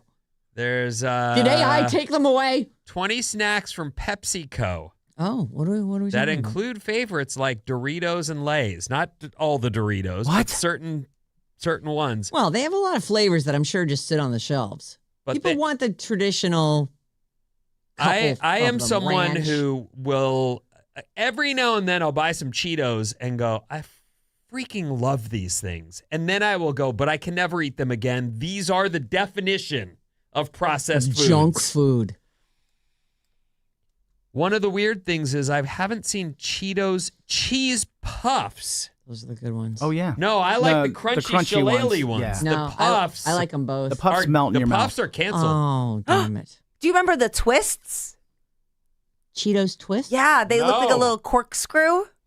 No, I only the shillelagh ones. Those are the Cheetos I know. What is shillelagh? It's like, it's what a leprechaun carries to bop you over the head with. It's a cane, but it's a little like it's like a I don't know. It's like what a caveman might carry, like a bat. A rickety piece of wood. Is that what the Cheeto is shaped like? Yes. Yeah, Cheeto doesn't have a shape. That's why there was one that was shaped like some Pokemon. Some Pokemon.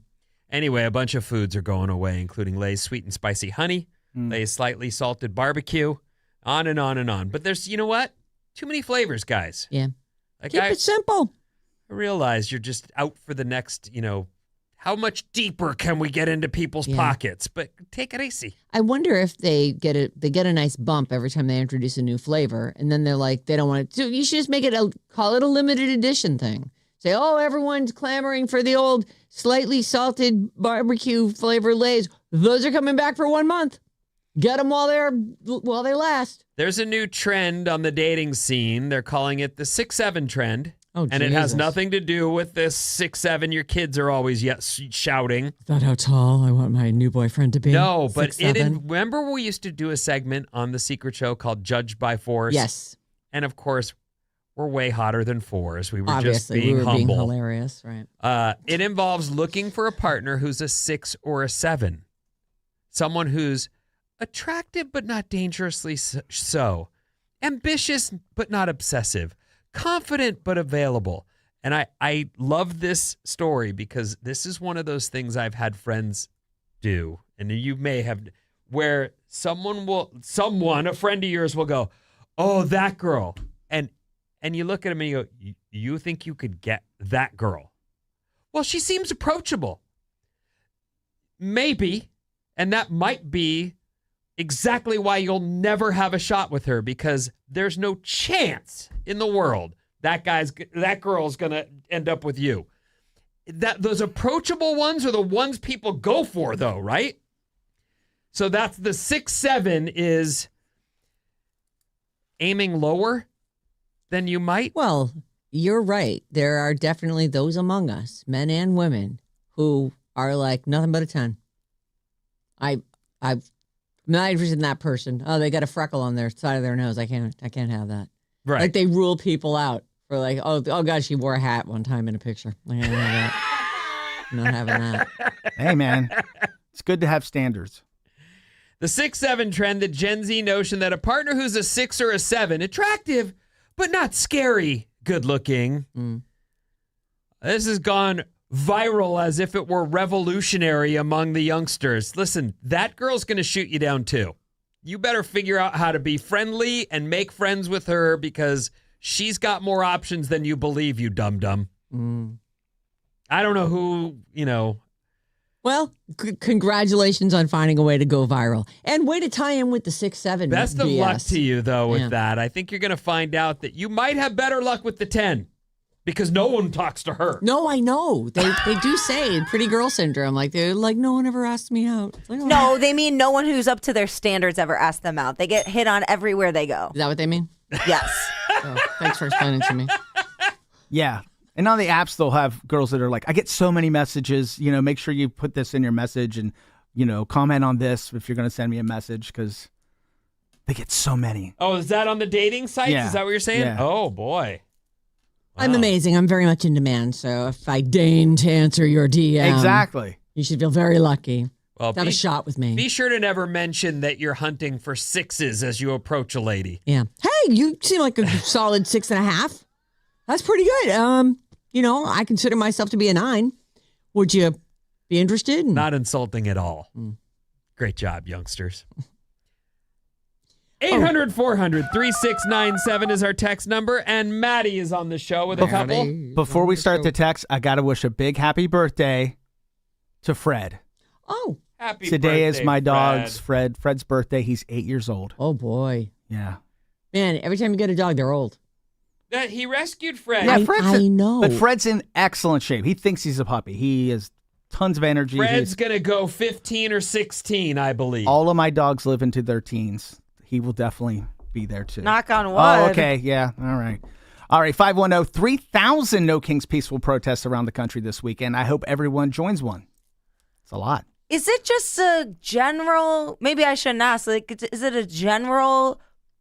No Kings protest. Yeah, but it's just a protest against what's happening in the administration. Just everything against the administration. And ICE and And people do go to the No Kings protest with whatever their agenda is on a sign too. But No Kings is I have a lot of friends who go to those. Yeah. Oh yeah, I went to one last year. Oh yeah? Oh yeah. How come you don't know what it's about then? No, because at that time it was more specific. I think people just want to protest. Protesting's the American way, and Absolutely. It's great to see people exercise that. I like it. Good for you. All right, you guys, let's play. Word today is going to be, how old is that guy? How old Bahad Bahabi? How old is that bad baby singer? The Cash Me Outside. How about that girl from Dr. Phil? Who's first? Bob's first. How old's that guy? 25. 25. What do you think, Vin? 26.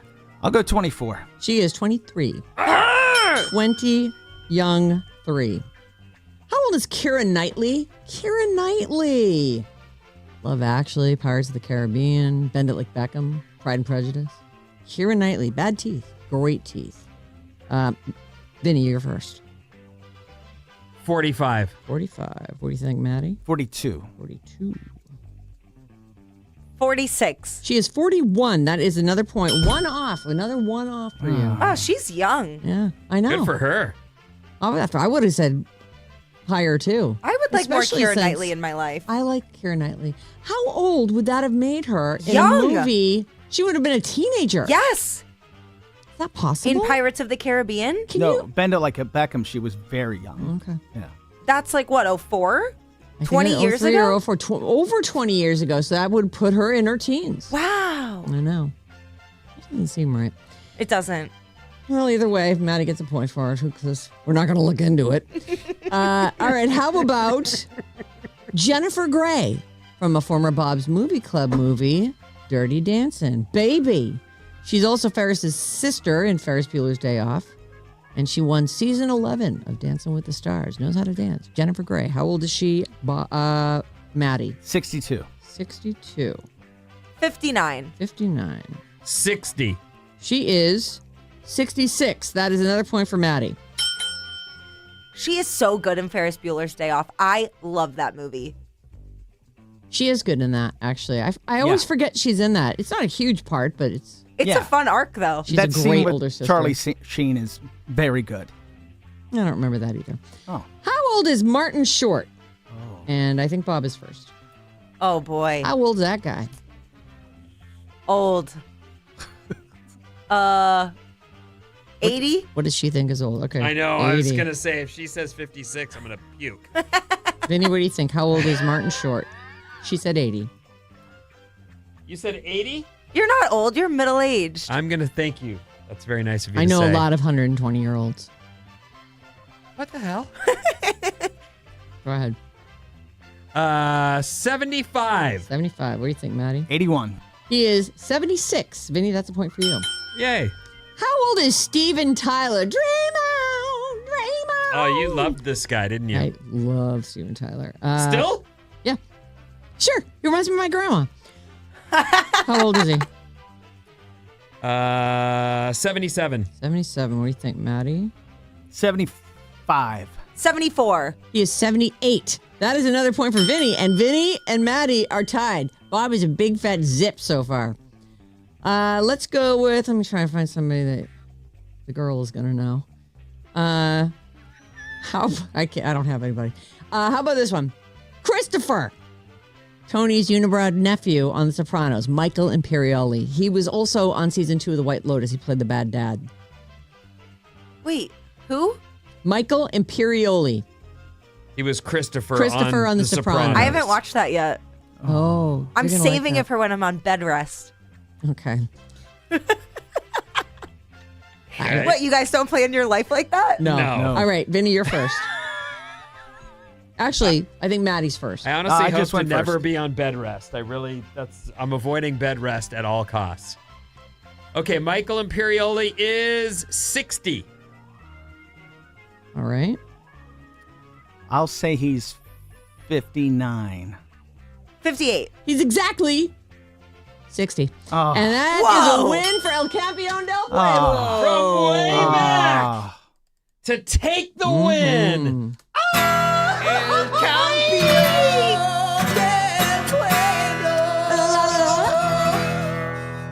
Yay, Vinny.